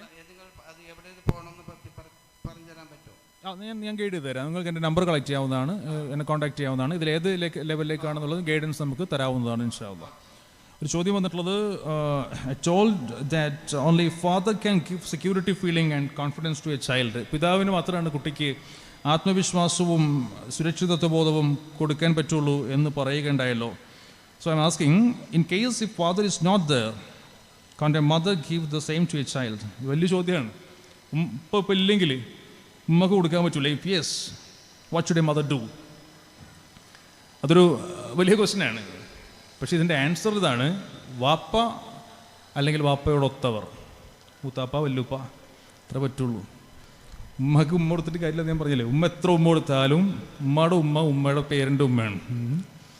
അപ്പോൾ പിതാവിനോടൊത്തവർ അല്ലെങ്കിൽ പിതാവ്, വല്ലുപ്പാക്ക് പറ്റും, മൂത്താപ്പാക്ക് പറ്റും, അല്ലെ കൊച്ചാപ്പാക്ക് പറ്റും. അങ്ങനെ കൊണ്ടു നടക്കാൻ പറ്റുന്ന ഒരാളുണ്ടെങ്കിൽ റെഡിയാണ്, പ്രശ്നമില്ല. 10 വയസ്സ് വരെ സമയമുള്ളൂ, ആ ടൈമിൽ ഉപയോഗപ്പെടുത്താൻ പറ്റും. ഉമ്മയുടെ ഭാഗത്ത് 99% ഉണ്ട്. പിന്നെ ഈ 99% റെഡിയാണെങ്കിൽ പിന്നെ 1% പറ്റി ടെൻഷൻ അടിക്കണ്ട. വിതൗട്ട് എ ഫാദർ ഒരു ഉമ്മക്ക് മകനെ നന്നാക്കിയെടുക്കാൻ പറ്റും. വിതൗട്ട് എ മദർ ഒരു വാപ്പക്ക് മകനെ നന്നാക്കിയെടുക്കാൻ പറ്റണമെന്നില്ല. ക്ലിയർ?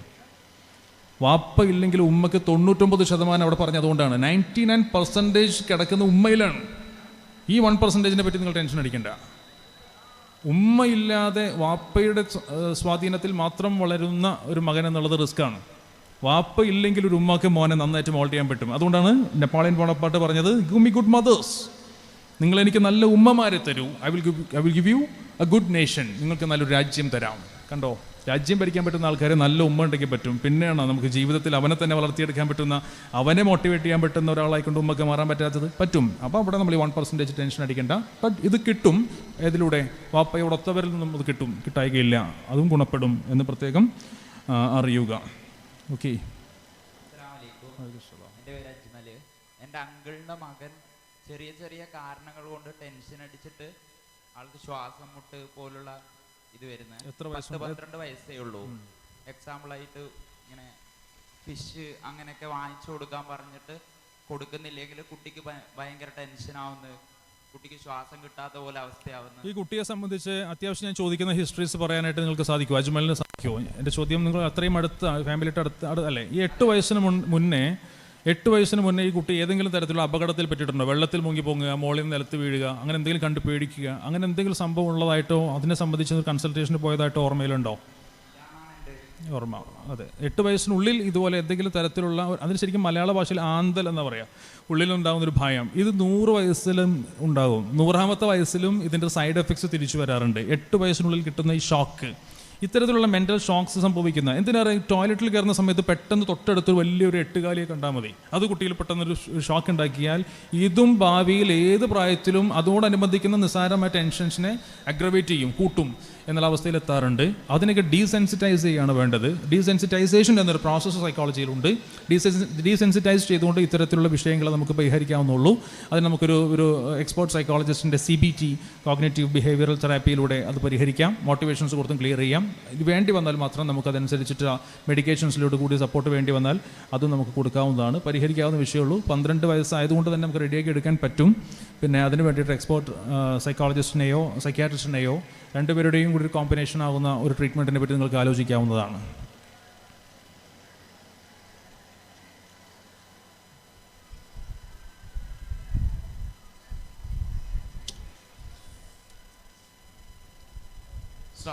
വലൈക്കും സലാം.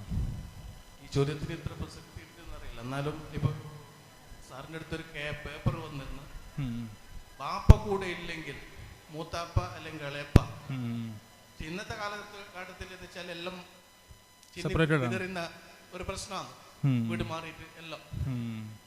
ആ സാഹചര്യത്തിൽ എന്തായി കഴിഞ്ഞൊരു അതെ, ഇപ്പോൾ ബന്ധങ്ങൾ പോലും ഇൻസുലേറ്റഡ് ആണ്. അദ്ദേഹം പറഞ്ഞതുപോലെ ഇൻസുലേറ്റ്, ഇപ്പോൾ ഇത് വയറാണല്ലോ, you can see this wire, no, ഇത് ഇൻസുലേറ്റഡ് ആണ്. ഇതിൽ പിടിച്ചാൽ, ഇത് കറണ്ട് പോകുന്ന വയറാണെങ്കിൽ ഇത് പിടിച്ചാൽ എനിക്ക് ഷോക്ക് അടിക്കില്ല, അല്ലേ?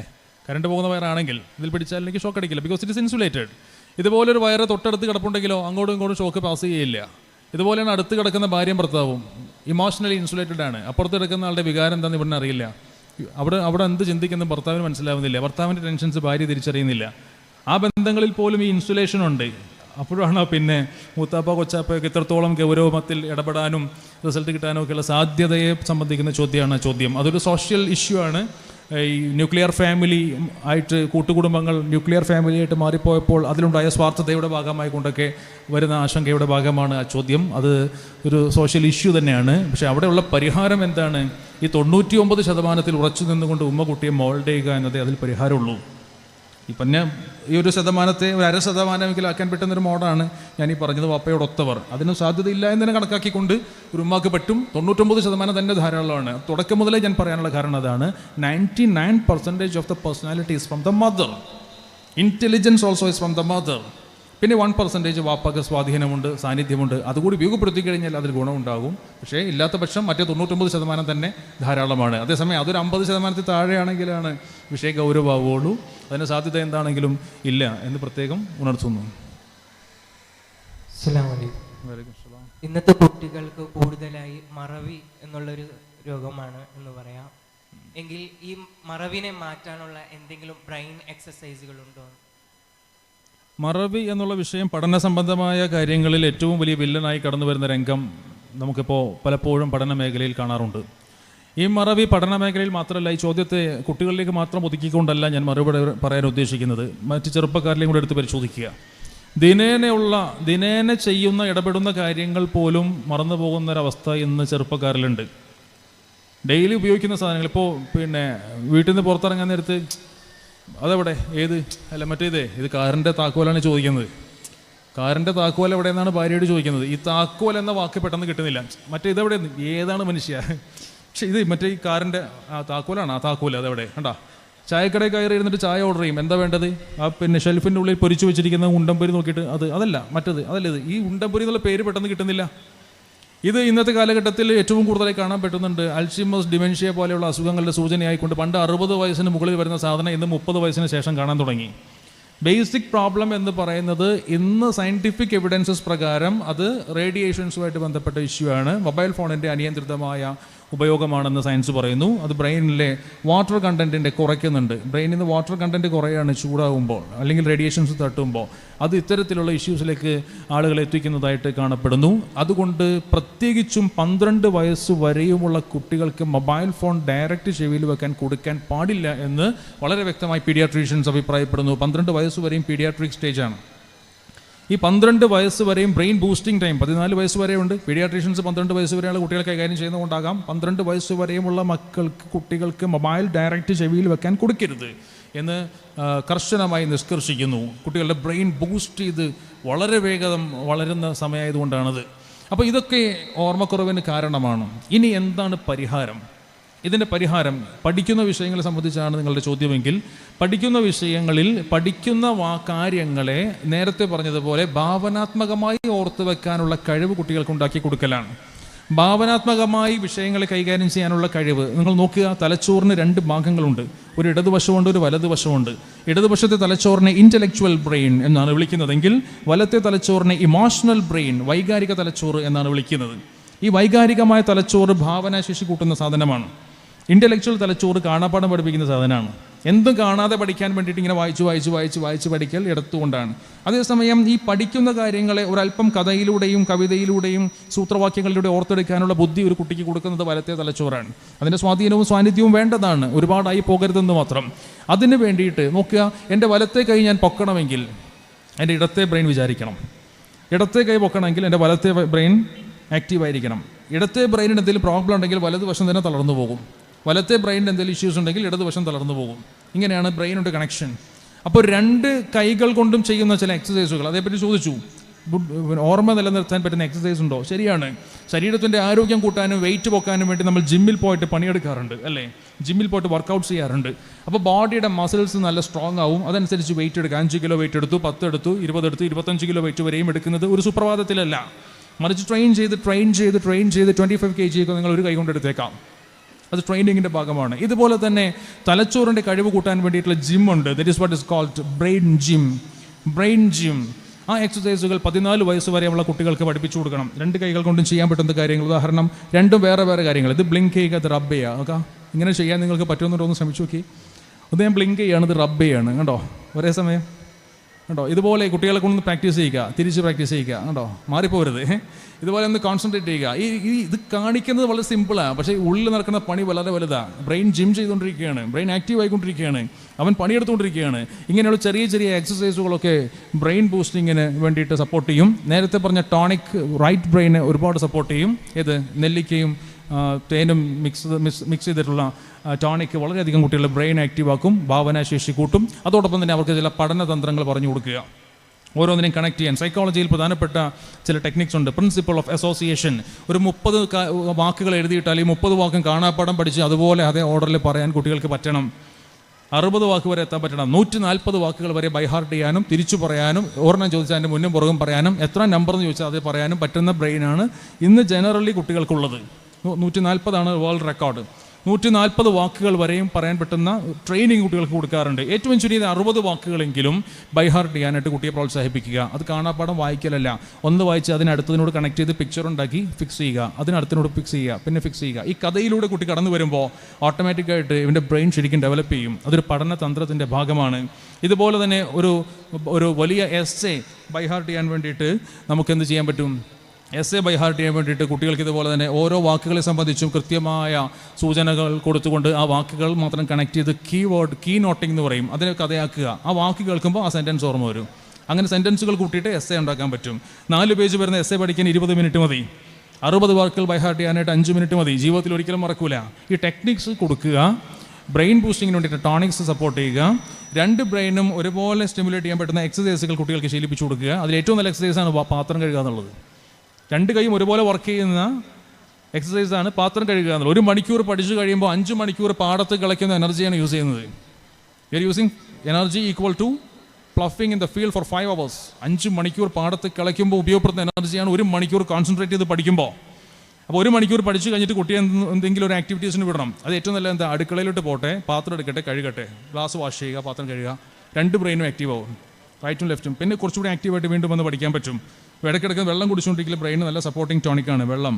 ഉമ്മ വിചാരിക്കും മോനെ സഹായിക്കാൻ വരുന്നത്, ഉമ്മാൻ്റെ പൊരുത്തവും കിട്ടും, ബ്രെയിനും ഡെവലപ്പ് ആവും, നല്ല മാർക്കും കിട്ടും, ബ്രെയിൻ ജിമ്മ് നടക്കും, ടെക്നിക്സ് ഉപയോഗപ്പെടുത്താൻ പറ്റും. ഈ ടെക്നിക്സുകളൊക്കെ മാക്സ് ഉപയോഗപ്പെടുത്തിക്കൊണ്ട് ഓർമ്മ ഡെവലപ്പ് ചെയ്യാൻ പറ്റും. പിന്നെ short time memory, long time memory അളക്കാൻ പറ്റുന്ന ഒന്നാണ്. അത് പ്രത്യേക ടൂൾസ് ഉണ്ട്, സൈക്കോളജിസ്റ്റുകളിൽ അതിൻ്റെ ടൂൾസ് ഉണ്ട്. ആ ടൂൾസ് അളന്നിട്ട് നോർമൽ ലെവലാണെങ്കിൽ അതിനെ ബൂസ്റ്റ് ചെയ്യാനത് സഹായിക്കും. നോർമൽ ലെവൽ അല്ല എങ്കിൽ മെഡിക്കേഷൻ വേണ്ടതാണോ ട്രെയിനിങ് വേണ്ടതാണോ എന്ന് തീരുമാനിക്കാൻ പറ്റും. ട്രെയിനിങ് വേണ്ടതാണെങ്കിൽ ആ സപ്പോർട്ട് അവിടെ കിട്ടും. മെഡിക്കേഷൻസ് ആണെങ്കിൽ സൈക്യാട്രിസ്റ്റിനെയോ അല്ലെങ്കിൽ അതിൻ്റെ എക്സ്പേർട്സിനെയോ കണ്ടു കഴിഞ്ഞാൽ അത് ഉപയോഗപ്പെടുത്താൻ പറ്റും. അങ്ങനെ ഓർമ്മശക്തി വർദ്ധിപ്പിച്ചുകൊണ്ട് പഠന മേഖലയിൽ ഉന്നതിയിലെത്താനായിട്ട് സാധിക്കും എന്ന് പ്രത്യേകം ഉണർത്തുന്നു. ക്ലിയർ? ഒരു കുട്ടി പരാജയപ്പെട്ടാൽ അത് കുട്ടിയുടെ പരാതിയാണോ അല്ലെങ്കിൽ പഠിപ്പിക്കുന്ന അധ്യാപകന്റെ പരാതിയാണോ? നല്ല ചോദ്യമാണത്. ഇത് മറ്റേ നിസ്കരിക്കാൻ പഠിപ്പിക്കുന്ന വിഷയത്തിൻ്റെ കാര്യം പറഞ്ഞുകൊണ്ടാണ്. 7 വയസ്സ് മുതൽ ട്രെയിനിങ് കൊടുക്കണമെന്നും 10 വയസ്സായിട്ട് നിസ്കരിച്ചില്ലെങ്കിൽ തല്ലണമെന്നും പറയുമ്പോൾ ആരെ തല്ലണമെന്ന ചോദ്യമാണ് ഇവിടെ അവശേഷിക്കുന്നത്. 7 വയസ്സ് മുതൽ 10 വയസ്സ് വരെ 3 കൊല്ലം ട്രെയിനിങ് കൊടുത്ത അധ്യാപകനെ തല്ലണോ, അതോ 3 കൊല്ലമായിട്ടും ട്രെയിനിങ് എടുത്തിട്ടും നിസ്കരിക്കാത്ത കുട്ടിയെ തല്ലണമെന്നൊരു ചോദ്യം ഉണ്ടല്ലോ അല്ലേ? എന്നതുപോലെ ഒരു ചോദ്യമാണത്. അത് ഡിപ്പെൻസാണ്. ചോദ്യത്തിൻ്റെ മറുപടി എന്താണ്, അത് അതിൻ്റെ അവസ്ഥയുമായി ബന്ധപ്പെട്ടാണ് മറുപടി പറയാൻ പറ്റുള്ളൂ.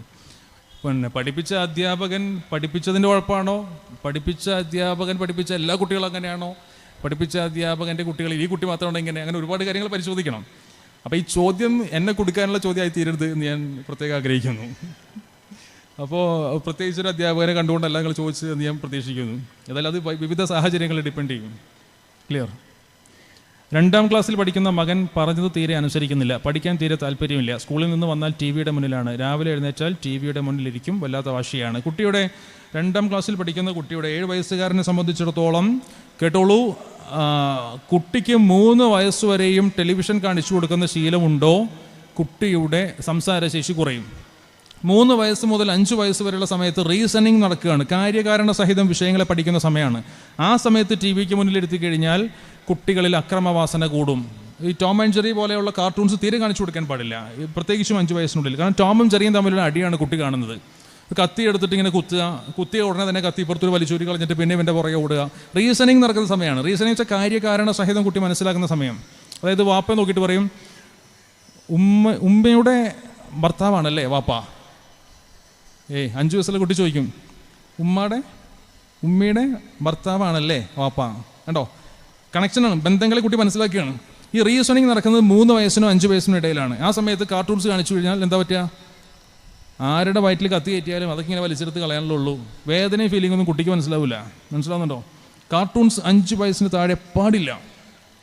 പിന്നെ 7 വയസ്സിലേക്ക് എത്തിയ കുട്ടിയെ സംബന്ധിച്ചിടത്തോളം ടി വിയുടെ മുന്നിൽ ഇരിക്കുന്നുണ്ടെങ്കിൽ അതിന് വളരെ വ്യക്തമായ സ്ട്രിക്റ്റ് ട്രെയിനിങ് കൊടുത്തുകൊണ്ട് ആ ശീലം ഒഴിവാക്കണം. ആ സാധനം തന്നെയാണ് പ്രശ്നം. വലത്തെ തലച്ചോറ് ഇമോഷണൽ ബ്രെയിനാന്ന് ഞാൻ പറഞ്ഞു. അതിനെ ഒരുപാട് സ്റ്റിമുലേറ്റ് ചെയ്യുന്ന ഒരു തരത്തിലുള്ള ഉദ്ദീപനവും പുറത്ത് പാടില്ല. അതിൽപ്പെട്ടതാണ് ടി വി, മൊബൈൽ പോലെയുള്ള സാധനങ്ങൾ. അതിന് കൃത്യമായ റെസ്ട്രിക്ഷൻസ് കൊണ്ടുവരണം. അതിന് മാർഗ്ഗങ്ങളുണ്ട്. അതിന് മാർഗ്ഗം എങ്ങനെയാണ്? കുട്ടിയുടെ പേഴ്സണാലിറ്റി പഠിക്കുക, കുട്ടിയുടെ ഏത് വിഷയത്തെ താല്പര്യം മനസ്സിലാക്കുക, കുട്ടി ഏത് വിഷയത്തിലാണ് ഭയപ്പെടുന്നതെന്ന് തിരിച്ചറിയുക. ഇതൊക്കെ വെച്ചുകൊണ്ടൊരു പ്ലാൻ ഉണ്ടാക്കിയിട്ട് രക്ഷിതാക്കളുമായി ഇരുന്ന് കഴിഞ്ഞാൽ അവർക്കത് ഇംപ്ലിമെൻറ്റ് ചെയ്താൽ ഈ കുട്ടിയുടെ ടി വി കാണുന്ന വിഷയത്തിൽ ഒരു നിയന്ത്രണം കൊണ്ടുവരാൻ പറ്റും, സമയം നിശ്ചിതപ്പെടുത്താൻ പറ്റും. പക്ഷേ ഒരു സുപ്രഭാതത്തിൽ പെട്ടെന്ന് ഇതങ്ങ് ഒഴിവാക്കാനുള്ള ശ്രമം നിങ്ങൾ നടത്തിയാൽ വിത്ഡ്രോവൽ സിംറ്റംസ്, പിൻവാങ്ങൽ ലക്ഷണങ്ങൾ എന്നറിയപ്പെടുന്ന ലക്ഷണങ്ങൾ വരികയും കുട്ടി അക്രമാസക്തനാവുകയും അത് നിങ്ങൾക്ക് താങ്ങാനാവാത്ത അവസ്ഥ എത്തിക്കുകയും ചെയ്യും. ഒരിക്കലും പെട്ടെന്ന് ഒഴിവാക്കാൻ പാടില്ല. മറിച്ച് അത് എങ്ങനെ നിയന്ത്രിച്ചു കൊണ്ടുവന്ന് അത് ഒഴിവാക്കി കളയാമെന്നുള്ളത് എക്സ്പേർട്സുമായിട്ട് നിങ്ങൾ ഡിസ്കസ് ചെയ്താൽ കുട്ടിയുടെ പേഴ്സണാലിറ്റി പഠിച്ചുകൊണ്ട് ഒരു പ്ലാൻ അവരുണ്ടാക്കി തരും. ആ പ്ലാൻ ഇംപ്ലിമെൻറ്റ് ചെയ്ത് കഴിഞ്ഞാൽ കുട്ടിയുടെ ടി വി കാണുന്ന ശീലം നമുക്ക് കുറയ്ക്കാൻ പറ്റും. ഈ ടി വി കാണുന്നതിലൂടെ ഇമോഷണൽ മൈൻഡ് വർദ്ധിക്കുന്നത് കൊണ്ടാണ് നേരത്തെ പറഞ്ഞ പ്രശ്നങ്ങളൊക്കെ, ഈ ചോദ്യത്തിൽ പറഞ്ഞ പ്രശ്നങ്ങളൊക്കെ ഉണ്ടാകുന്നത്. അതിൽ 4 തരത്തിലാണ് മാറ്റങ്ങൾ ഉണ്ടാവുക. Sympathy, anchor, hate, love. 4 ഘട്ടങ്ങളിലൂടെയാണ് വൈകാരിക തലച്ചോറ് വർദ്ധിച്ച കുട്ടി ഇടപെടുന്നത്. സിംപതി, 5 വയസ്സിന് താഴെയുള്ള കുട്ടികൾ അയ്യോ പാവം കഷ്ടം, ആരെ കണ്ടാലും സിംപതിയാണ്, എന്തിനും സിംപതിയാണ്. പിന്നെ ദേഷ്യമാണ്. 5 വയസ്സിനും 10 വയസ്സിനൊരു ദേഷ്യം, ഒന്നും മിണ്ടാതിരുന്നോളാം, എപ്പോൾ നോക്കിയാലും പഠിക്കുക അല്ലേ. പഠിക്കാൻ പറഞ്ഞ കുട്ടിക്ക് അപ്പോൾ ദേഷ്യം, മതി കളിച്ചതെന്ന് പറഞ്ഞാൽ അപ്പോൾ ദേഷ്യം. പിന്നെ 10 വയസ്സിന് മുകളിലേക്ക് 14 വയസ്സ് വരെയും കുട്ടിക്ക് വെറുപ്പാണ്. എനിക്ക് ഉമ്മാനെ കാണുന്നത് തന്നെ വെറുപ്പാണ്. കുട്ടിയുടെ ഭാഷയാണ് കണ്ടോ, വെറുപ്പിൻ്റെ പ്രത്യയശാസ്ത്രങ്ങൾ ഉള്ളിൽ വരെയാണ്. പിന്നെയോ 14 വയസ്സ് മുതൽ ലവ്, സ്നേഹം, ഉള്ളിലുള്ളവരോടല്ല പുറത്തുള്ളവരോട്. മനസ്സിലാവുന്നുണ്ടോ? അത് തേടി അലയുന്ന സമയമാണ്. ഈ 4 തരത്തിലുള്ള മാറ്റവും 5 വയസ്സിനുള്ളിൽ ടി വിയിൽ നിന്ന് കിട്ടിയതാണ്, അല്ലെങ്കിൽ മൊബൈലിൽ നിന്ന് കിട്ടിയതാണ്. കാരണം എന്താ? ഇമോഷണൽ, വൈകാരിക തലച്ചോറിനെ വർദ്ധിപ്പിക്കുന്ന സ്റ്റിമുലേഷൻസാണ് നമ്മൾ മുന്നിൽ വെച്ച് കൊടുത്തത്. അതുകൊണ്ട് ആ ബ്രെയിൻ അതിൽ കണ്ടീഷൻഡായി. അതിനോട് രമ്യതപ്പെട്ടു പോയി തലച്ചോറ്.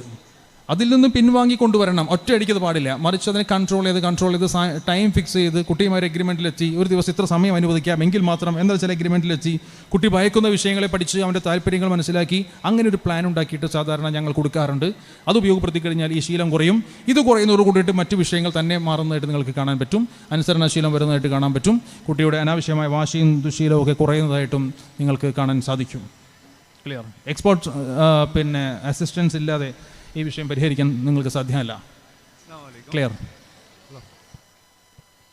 രക്ഷിതാക്കളോട് വിനയപൂർവ്വം, നിങ്ങൾ സീറ്റിലിരുന്നാൽ ഭക്ഷണം അങ്ങോട്ട് എത്തും, നിങ്ങൾ നടക്കുകയാണെങ്കിൽ അത് വിതരണം ചെയ്യാൻ അവർക്ക് പ്രയാസമുണ്ടെന്ന് വോളണ്ടിയേഴ്സ് അറിയിച്ചിട്ടുണ്ട്. അതുകൊണ്ട് സഹകരിക്കുക.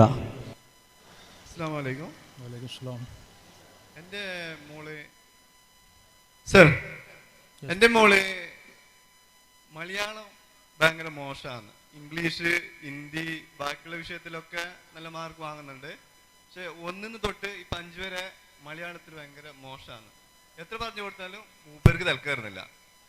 ഞാൻ ഇപ്പം ന്യൂസ് പേപ്പറെല്ലാം കൊടുക്കാറുണ്ട് വായിക്കാൻ, പക്ഷെ കുറച്ച് വായിക്കും പിന്നെ കയറുന്നില്ല എന്ന് പറയുന്നു. എല്ലാ ദിവസവും ഇത് ട്രെയിനിങ്ങിലൂടെ പരിഹരിക്കേണ്ട വിഷയമാണ്. എല്ലാ ദിവസവും രാവിലെ മലയാള പത്രം നിങ്ങൾ വായിപ്പിക്കുന്നുണ്ടെന്ന് പറഞ്ഞു. കൃത്യമായ സമയം നിശ്ചയിച്ചുകൊണ്ട് കുട്ടിയെ നിങ്ങൾ കിടക്കുകയായിരിക്കാം, റെസ്റ്റ് എടുക്കുകയായിരിക്കാം, കുട്ടിക്ക് പത്രം കൊടുത്തുകൊണ്ട് കുട്ടിയെ കൊണ്ട് മെയിൻ ഹെഡിങ്സ് വായിപ്പിക്കുക. തീർച്ചയായിട്ടും വേറെ ഒന്നും ചെറിയതൊന്നും വായിപ്പിക്കാൻ നിൽക്കണ്ട.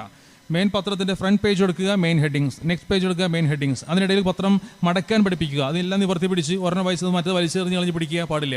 കാരണം എന്താ, ഒരേ സമയം ഇടത്തെ തലച്ചോറും വലത്തെ തലച്ചോറും വർക്ക് ചെയ്യണം. പത്രം എടുക്കുക, നിവർത്തുക, വായിക്കുക, എന്നിട്ട് മറിക്കുക, എന്നിട്ട് മടക്കുക. കണ്ടോ? അപ്പോൾ രണ്ടാമത്തെ തലച്ചോറ് വർക്ക് ചെയ്തു, ഇടത്തെ തലച്ചോറ് വർക്ക് ചെയ്തു. എന്നിട്ട് പിന്നെ നിവർത്തി പിടിക്കുക, എന്നിട്ട് പിന്നെ അത് രണ്ടാക്കിയിട്ട് പിന്നെ പിടിക്കുക. ഇത് ശീലിപ്പിക്കണം. ഈ പ്രോസസ്സിലൂടെ കൊണ്ടുവരണം. എന്നിട്ട് വീണ്ടും മെയിൻ ഹെഡിങ്സ് വായിപ്പിക്കുക, തിരിച്ചു പിടിക്കുക, ബാക്കി മെയിൻ ഹെഡിങ്സ് വായിപ്പിക്കുക.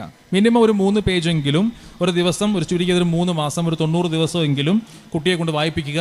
ഓരോ ആഴ്ചയിലും അതിനെ സംബന്ധിക്കുന്ന വിഷയത്തിൽ നിങ്ങൾക്ക് ചെറിയൊരു പ്രസൻറ്റ് വാങ്ങിച്ചു കൊടുക്കാവുന്നതാണ്, ഒരു സമ്മാനം കൊടുക്കാവുന്നതാണ്, ഒരു താല്പര്യം ഉണ്ടാകാൻ വേണ്ടിയിട്ട്. അങ്ങനെ കുട്ടിയെ ഇത് പ്രാക്ടീസ് ചെയ്യിച്ച് മാത്രമാണ് ഭാഷാശുദ്ധി കുട്ടികൾക്ക് ഉണ്ടാക്കിയെടുക്കാൻ സാധിക്കുകയുള്ളൂ. ഏറ്റവും നല്ല ഭാഷാശുദ്ധി കിട്ടാൻ പറ്റുന്ന ഏറ്റവും നല്ല മാർഗ്ഗം മലയാള പത്രങ്ങൾ തന്നെയാണ്. നല്ല ഭാഷകൾ, നല്ല പ്രയോഗങ്ങൾ നിങ്ങൾക്ക് പത്രത്തിൽ കിട്ടും. അതിനൊക്കെ പറ്റിയ കറസ്പോണ്ടൻസ് ആണ് അതൊക്കെ എഴുതുന്നത്. അതൊക്കെ ഉപയോഗപ്പെടുത്തുകയും കുട്ടിയിലൂടെ അതിൻ്റെ മാറ്റങ്ങൾ ഉണ്ടാക്കിയെടുക്കാൻ ശ്രമം നടത്തുകയും വേണം. അതിന് ട്രെയിനിങ് കൊടുക്കേണ്ടത് ഈ പറഞ്ഞ രീതിയിലുമാണ്. മലയാള പത്രം വായിപ്പിക്കലാണ് ഏറ്റവും നല്ലത്. അത് രാവിലെ ഇന്ന സമയത്ത് വാപ്പാടെ മുന്നിൽ വരണം, പത്രം എടുക്കണം, ഉറക്കെ വായിക്കണം. ഹെഡിങ് പത്രത്തിൻ്റെ പേര് വായിക്കുക, ഓരോ ഹെഡിങ്സും വായിപ്പിക്കുക, എന്നിട്ടത് മടക്കാൻ പഠിപ്പിക്കുക. ആ പേജ് മടക്കുന്നിടത്താണ് അടുത്ത വിഷയം. വായിക്കുക എന്ന വിഷയത്തോടൊപ്പം തന്നെ പേജ് മടക്കി ഭംഗിയാക്കി പിടിച്ചുകൊണ്ട് വായിക്കുക. അവിടെ 2 ബ്രെയിൻ വർക്ക് ചെയ്യുള്ളൂ. എന്നിട്ട് ആ കുട്ടിയെ അത് പ്രാക്ടീസ് ചെയ്യിച്ചു കഴിഞ്ഞാൽ 90 ദിവസങ്ങൾക്കുള്ളിലൊക്കെ ഭാഷാശുദ്ധി വരുന്നതായിട്ടും അച്ചടക്കം വരുന്നതായിട്ടും അതൊക്കെ പിടിച്ച് നിൽക്കാൻ പറ്റുന്നൊരു അവസ്ഥയിലേക്ക് കുട്ടി എത്തുന്നതായിട്ടൊക്കെ കാണാൻ പറ്റും. ഇതൊരു ഐ ഹാൻഡ് ബ്രെയിൻ കോർഡിനേഷനാണ് അവിടെ നടക്കുന്നത് എല്ലാം കൂടി. അങ്ങനെ നിർത്തി കൈകൊണ്ട് മടക്കിച്ച് വായിപ്പിക്കുന്ന ഒരവസ്ഥ, ഒരു 10-15 മിനിറ്റ് സമയം കൊണ്ട് ചെയ്യുന്നൊരവസ്ഥ എല്ലാ ദിവസവും ഉണ്ടാക്കിയെടുത്ത് ട്രെയിനിങ് കൊടുക്കുക. അതിന് പ്രത്യേക സമ്മാനങ്ങൾ വാങ്ങിച്ചു കൊടുക്കണം കുട്ടിക്ക് താല്പര്യം ഉണ്ടാകാൻ വേണ്ടിയിട്ട് എന്ന് പ്രത്യേകം ഉണർത്തുന്നു. അങ്ങനെ ട്രെയിനിങ്ങിലൂടെ മാത്രമേ നമുക്ക് ആ വിഷയം ക്ലിയർ ആക്കി എടുക്കാൻ സാധിക്കുകയുള്ളൂ. ഓക്കെ.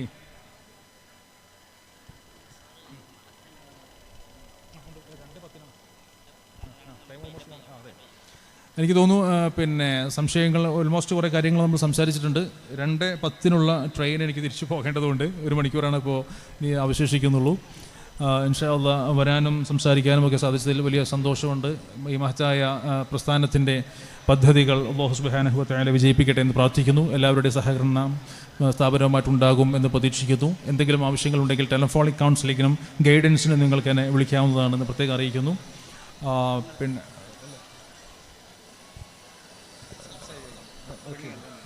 ഒരു ചോദ്യം കൂടെയുണ്ട്. എൻ്റെ 5 വയസ്സുള്ള മകന് വാശി കൂടുതലാണ്. വീട്ടിലുള്ളവർ പറയുന്നത് തങ്ങളെയോ ഉസ്താദിനെയോ കാണിച്ച് മന്ത്രിച്ച് നൂല് കെട്ടണമെന്നാണ്.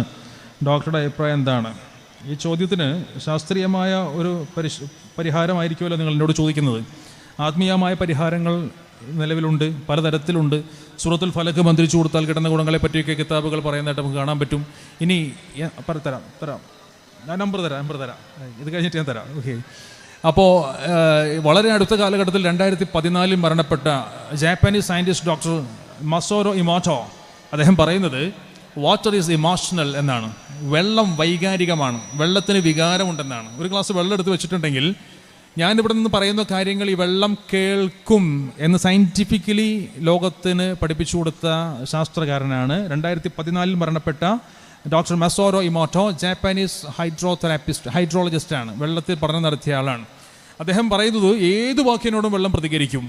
അതിലേറ്റവും മനോഹരമായ പ്രതികരണം വെള്ളത്തിൽ കണ്ടത്, ഈ പ്രതികരണം കാണുന്നത് ക്രിസ്റ്റലോഗ്രാഫിക് ക്യാമറകൾ പോലെയുള്ള ക്യാമറകൾ കണക്ട് ചെയ്തിട്ട് അതിൻ്റെ ഘടന, പരൽ രൂപം, ക്രിസ്റ്റൽ ഫോം മനസ്സിലാക്കിയിട്ടാണ്. സ്നേഹം പ്രകടിപ്പിക്കുമ്പോൾ ഒരു രൂപം, വിഷമം പറയുമ്പോൾ വേറൊരു രൂപം, മാപ്പ് ചോദിക്കുമ്പോൾ വേറൊരു രൂപം, ദേഷ്യപ്പെടുമ്പോൾ ഒരു രൂപം, ഓരോ രൂപവും പഠിച്ച ഡോക്ടർ ഇമോട്ടോ പറയുന്നു ഏറ്റവും മനോഹരമായ രൂപം എനിക്ക് വെള്ളത്തിൽ കാണാൻ പറ്റിയത് ബിസ്മില്ലാഹിർ റഹ്മാനിർ റഹീം എന്ന പ്രാരംഭ സൂക്തത്തോടെ തുടങ്ങുന്ന വിശുദ്ധ ഖുർആൻ വചനങ്ങൾ കേട്ടപ്പോഴാണ്. വെള്ളം ഇങ്ങനെ പളുങ്ക് മണികൾ പോലെ ബാവും സീനും ഓരോന്ന് പറയുമ്പോൾ ഓരോ മാറ്റമാണ്. അതിങ്ങനെ പളുങ്ക് മറിയുന്നത് പോലെ മനോഹരമായി കണ്ട് മനസ്സിലാക്കിയ സയൻറ്റിസ്റ്റാണ് ഡോക്ടർ ഇമോട്ടോ. ലോകത്ത് വെള്ളമില്ലാത്തൊരു സാധനമില്ല. അത് നൂലാണെങ്കിലും വെള്ളമുണ്ട്. വിത്തൗട്ട് വാട്ടർ നൂലുണ്ടാക്കാൻ പറ്റൂല. എന്തിലും വെള്ളമുണ്ട്. ഓതുന്ന കാര്യങ്ങൾ കൊണ്ട് മാറ്റമുണ്ട്. അത് എത്രത്തോളം നമ്മളിൽ ഫലിക്കുന്നു എന്നുള്ളത് നമ്മുടെ വിശ്വാസം ഇഖ്ലാസിൻ്റെ ഭാഗമാണ്. ആത്മീയ ചികിത്സകൾ ഒരു വഴിക്ക് നടക്കട്ടെ, കുഴപ്പമൊന്നുമില്ല. 5 വയസ്സുള്ള കുട്ടിയുടെ വാശി മാറ്റാൻ വേണ്ടിയിട്ട് നിങ്ങൾക്ക് സൈക്കോളജിക്കലി തരാൻ പറ്റുന്ന ചില ടിപ്സ്. ഒന്ന്, ഈ കുട്ടിയുടെ വാശി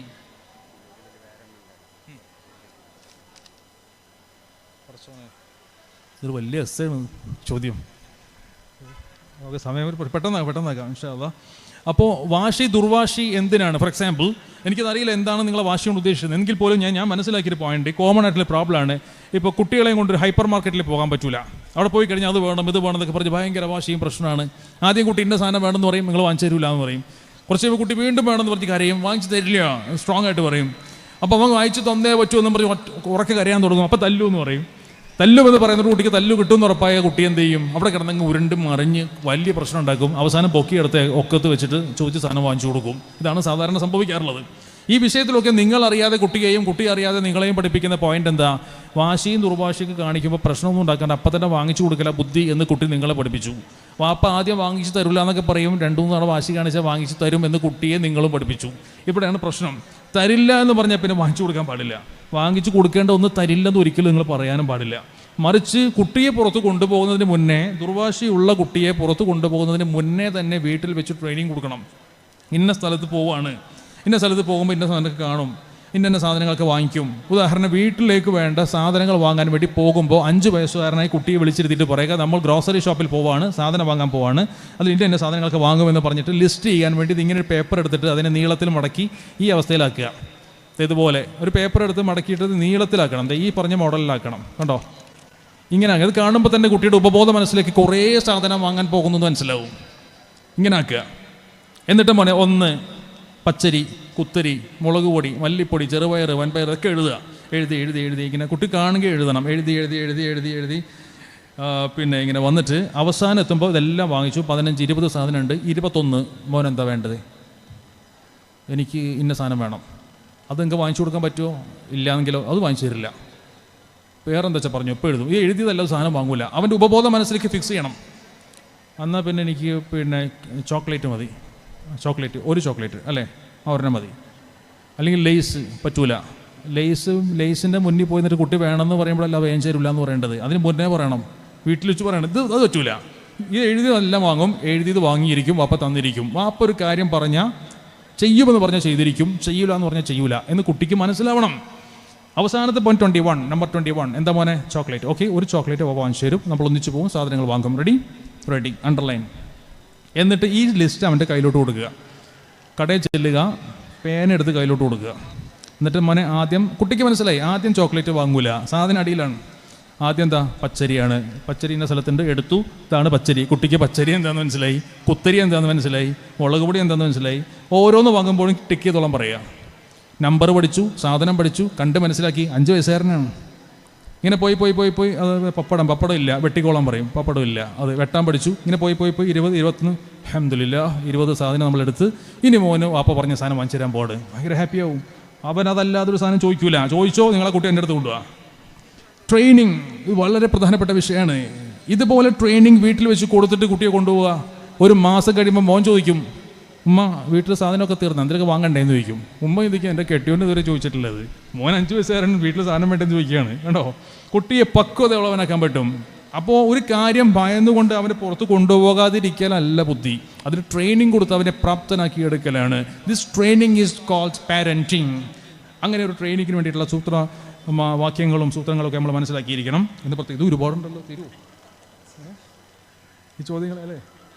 പെട്ടെന്ന് ഒരു 9ാം ക്ലാസ്സിൽ പഠിക്കുന്ന മകൻ നന്നായി പഠിക്കും, പക്ഷേ ആരോടും അധികം സംസാരിക്കുകയോ കൂട്ടുകൂടുകയോ ചെയ്യുന്നില്ല. ഒറ്റയ്ക്കിരിക്കാൻ ഇഷ്ടപ്പെടുന്നു, എങ്കിലും വൈകല്യമാണോ? നിങ്ങൾ എന്തെങ്കിലും പറഞ്ഞാൽ 2 പ്രാവശ്യം പറയണം, മനസ്സിലാവാൻ. ഇത് 2 കാര്യങ്ങളാണ് ഞാൻ മനസ്സിലാക്കുന്നത്. ഒന്ന്, കുട്ടിക്ക് സോഷ്യൽ ഫോബിയ, സമൂഹത്തിൽ നിന്നും ഒന്ന് അകലാനുള്ള ടെൻഡൻസി ഉണ്ട്. ഈ കുട്ടി ചെറുപ്പത്തിൽ 9ാം ക്ലാസ്സിലാകുന്നതിന് മുന്നേ 7ാം ക്ലാസ്സിൽ 8ാം ക്ലാസ്സിൽ 6ാം ക്ലാസ്സിലൊക്കെ പഠിക്കുമ്പോൾ അങ്ങനെ തന്നെ ആയിരുന്നോ? നമ്പർ 1 നിങ്ങൾക്ക് വിളിക്കാവുന്നതാണ്. എൻ്റെ ചോദ്യങ്ങൾ ശരിക്കും കേൾക്കണം. ആയിരുന്നോ? അതോ നേരത്തെ മുതൽ അങ്ങനെ തന്നെ ആണോ? അതോ ഈ 9ാം ക്ലാസ്സിൽ വന്നപ്പോൾ ഉണ്ടായ പെട്ടെന്നുള്ള മാറ്റമാണോ? 9ാം ക്ലാസ് ആയതുകൊണ്ടാണ് ഞാനിത് ചോദിക്കുന്നത്. 14 വയസ്സ് മുതൽ കുട്ടികളിൽ പലതരത്തിലുള്ള മാറ്റങ്ങളുണ്ടാകും. അവരുടെ സെക്ഷുവൽ ഹോർമോൺസിന് പ്രൊമോഷൻ സംഭവിക്കും. അവരുടെ മെയിൽ സെക്ഷുവൽ ക്യാരക്ടേഴ്സ് അവരുടെ ബോഡിയിൽ ഉണ്ടാവാൻ തുടങ്ങും. ഇനി അതല്ലെങ്കിൽ ഏതെങ്കിലും തരത്തിലുള്ള ബുദ്ധിമുട്ടേറിയ ചില ശീലങ്ങളിലേക്ക് കുട്ടി മാറിയിട്ടുണ്ടോ എന്ന് പഠിക്കണം. അങ്ങനെ ഒരുപാട് കാര്യങ്ങൾ 14 വയസ്സുകാരനെ പറ്റി പഠിക്കേണ്ടതുണ്ട്. സോഷ്യൽ ഫോബിയ ഇതിൻ്റെ ഭാഗമാണ്, അഥവാ പുറത്ത് കൂട്ടുകൂടാനുള്ള ഒരു അമാന്തം കാണിക്കൽ ഇതിൻ്റെ ഒരു ഭാഗമാണ്. കൂടുതൽ സമയം ഒറ്റയ്ക്കിരിക്കാൻ താല്പര്യപ്പെടുന്നു എന്നുള്ളതിന് ഈ പറഞ്ഞ പല കാര്യങ്ങളിൽപ്പെട്ട ചില കാര്യങ്ങളൊക്കെ നമ്മൾ ചോദിച്ച് മനസ്സിലാക്കേണ്ടതുണ്ട്. അത് ഒരുപക്ഷെ കുട്ടി നിങ്ങളോട് പറയില്ല, എക്സ്പേർട്സിനോട് അവർ സംസാരിക്കും, തുറന്ന് സംസാരിക്കും. ആ കാര്യങ്ങളൊക്കെ മനസ്സിലാക്കിയിട്ട് എന്താണ് വിഷയമെന്ന് തിരിച്ചറിഞ്ഞാൽ വളരെ വ്യക്തമായി 100% മാറ്റാൻ പറ്റുന്ന ഒരവസ്ഥ ാണത്.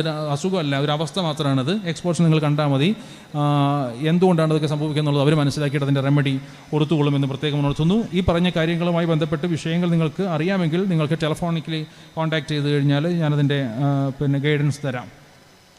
8 വയസ്സായ മകനെ പറ്റിയാണ് ചോദ്യം. 2ാം ക്ലാസ്സിൽ പഠിക്കുന്നു. 8 വയസ്സായ മകൻ. ഓക്കെ, അവന് വല്ലാത്ത പേടി, എൻ്റെ പ്രേരണയില്ലാതെ ഒന്നും ചെയ്യാൻ പറ്റുന്നില്ല. നിർബന്ധിച്ചാൽ പഠിക്കും, നല്ല മാർക്കുണ്ട്, വാശിയുണ്ട്, മൊബൈൽ കമ്പം കൂടുതലാണ്, പരിഹാരം ആഗ്രഹിക്കുന്നു.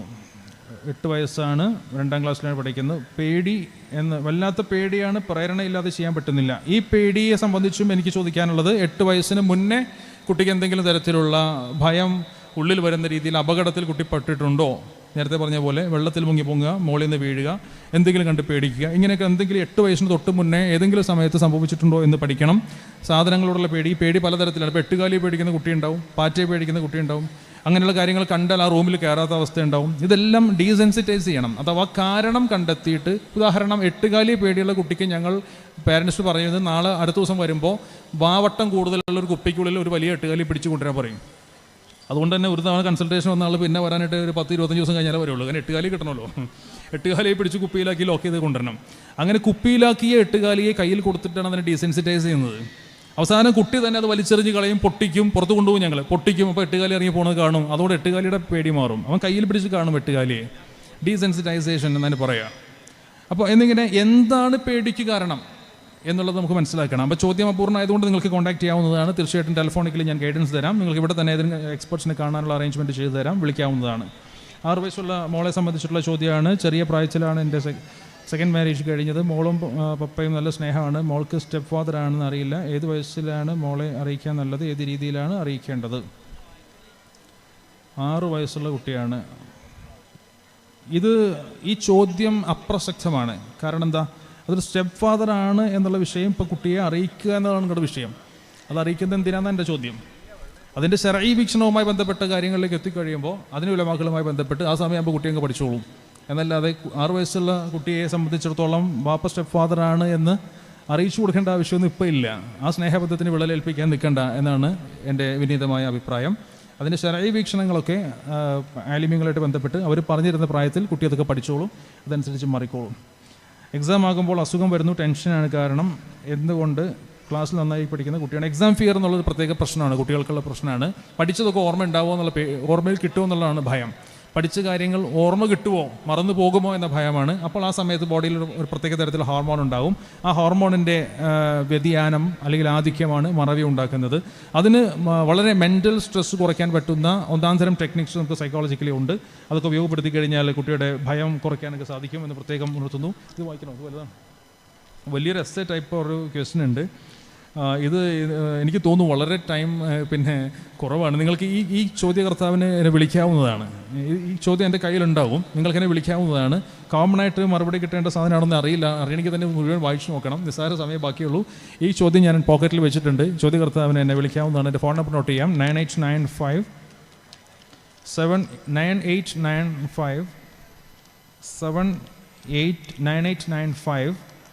786-443.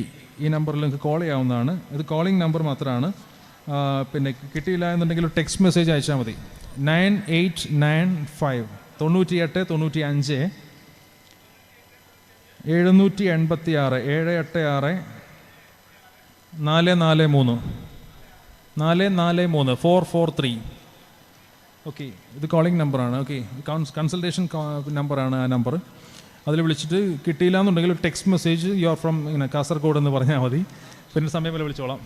ഞാൻ പേര് റിയാസ്, മുഹമ്മദ് റിയാസ്. ഓക്കെ, മുഹമ്മദ്. ഇത് വാട്സാപ്പില്ല, അത് കോൾ നമ്പറാണ്. അതെ അതെ. റിപ്പോർട്ട്സിലൊക്കെ ഷെയർ ചെയ്യേണ്ട വന്നാൽ മാത്രം ഞാൻ നമ്പർ തരാം, വാട്സാപ്പ് നമ്പർ. ഇത് വിളിച്ചാൽ മതിയാവും. ഓക്കെ, ഇൻഷാ അല്ലാഹ്. വലിയ സന്തോഷം വരാനും കാണാനും ഒക്കെ സാധിച്ചതിൽ. വീണ്ടും നല്ല നല്ല അവസരങ്ങളിൽ പുതിയ സബ്ജക്ട്സുമായിട്ട് കാണാമെന്ന് പ്രതീക്ഷിക്കുന്നു. വാഖിറു ദഅ്വാനാ അനിൽ ഹംദുലില്ലാഹി റബ്ബിൽ ആലമീൻ. അസ്സലാമു അലൈക്കും വറഹ്മത്തുള്ളാഹി വബറകാതുഹു. പ്രത്യേകിച്ചും പ്രിൻസിപ്പൽ സാറിനും മാനേജ്മെൻറ്റിനും അഗൈതവുമായ നന്ദി അറിയിക്കാൻ കൂടി അവസരം ഉപയോഗിക്കുകയാണ്. അസ്സലാമു അലൈക്കും വറഹ്മത്തുള്ളാഹി.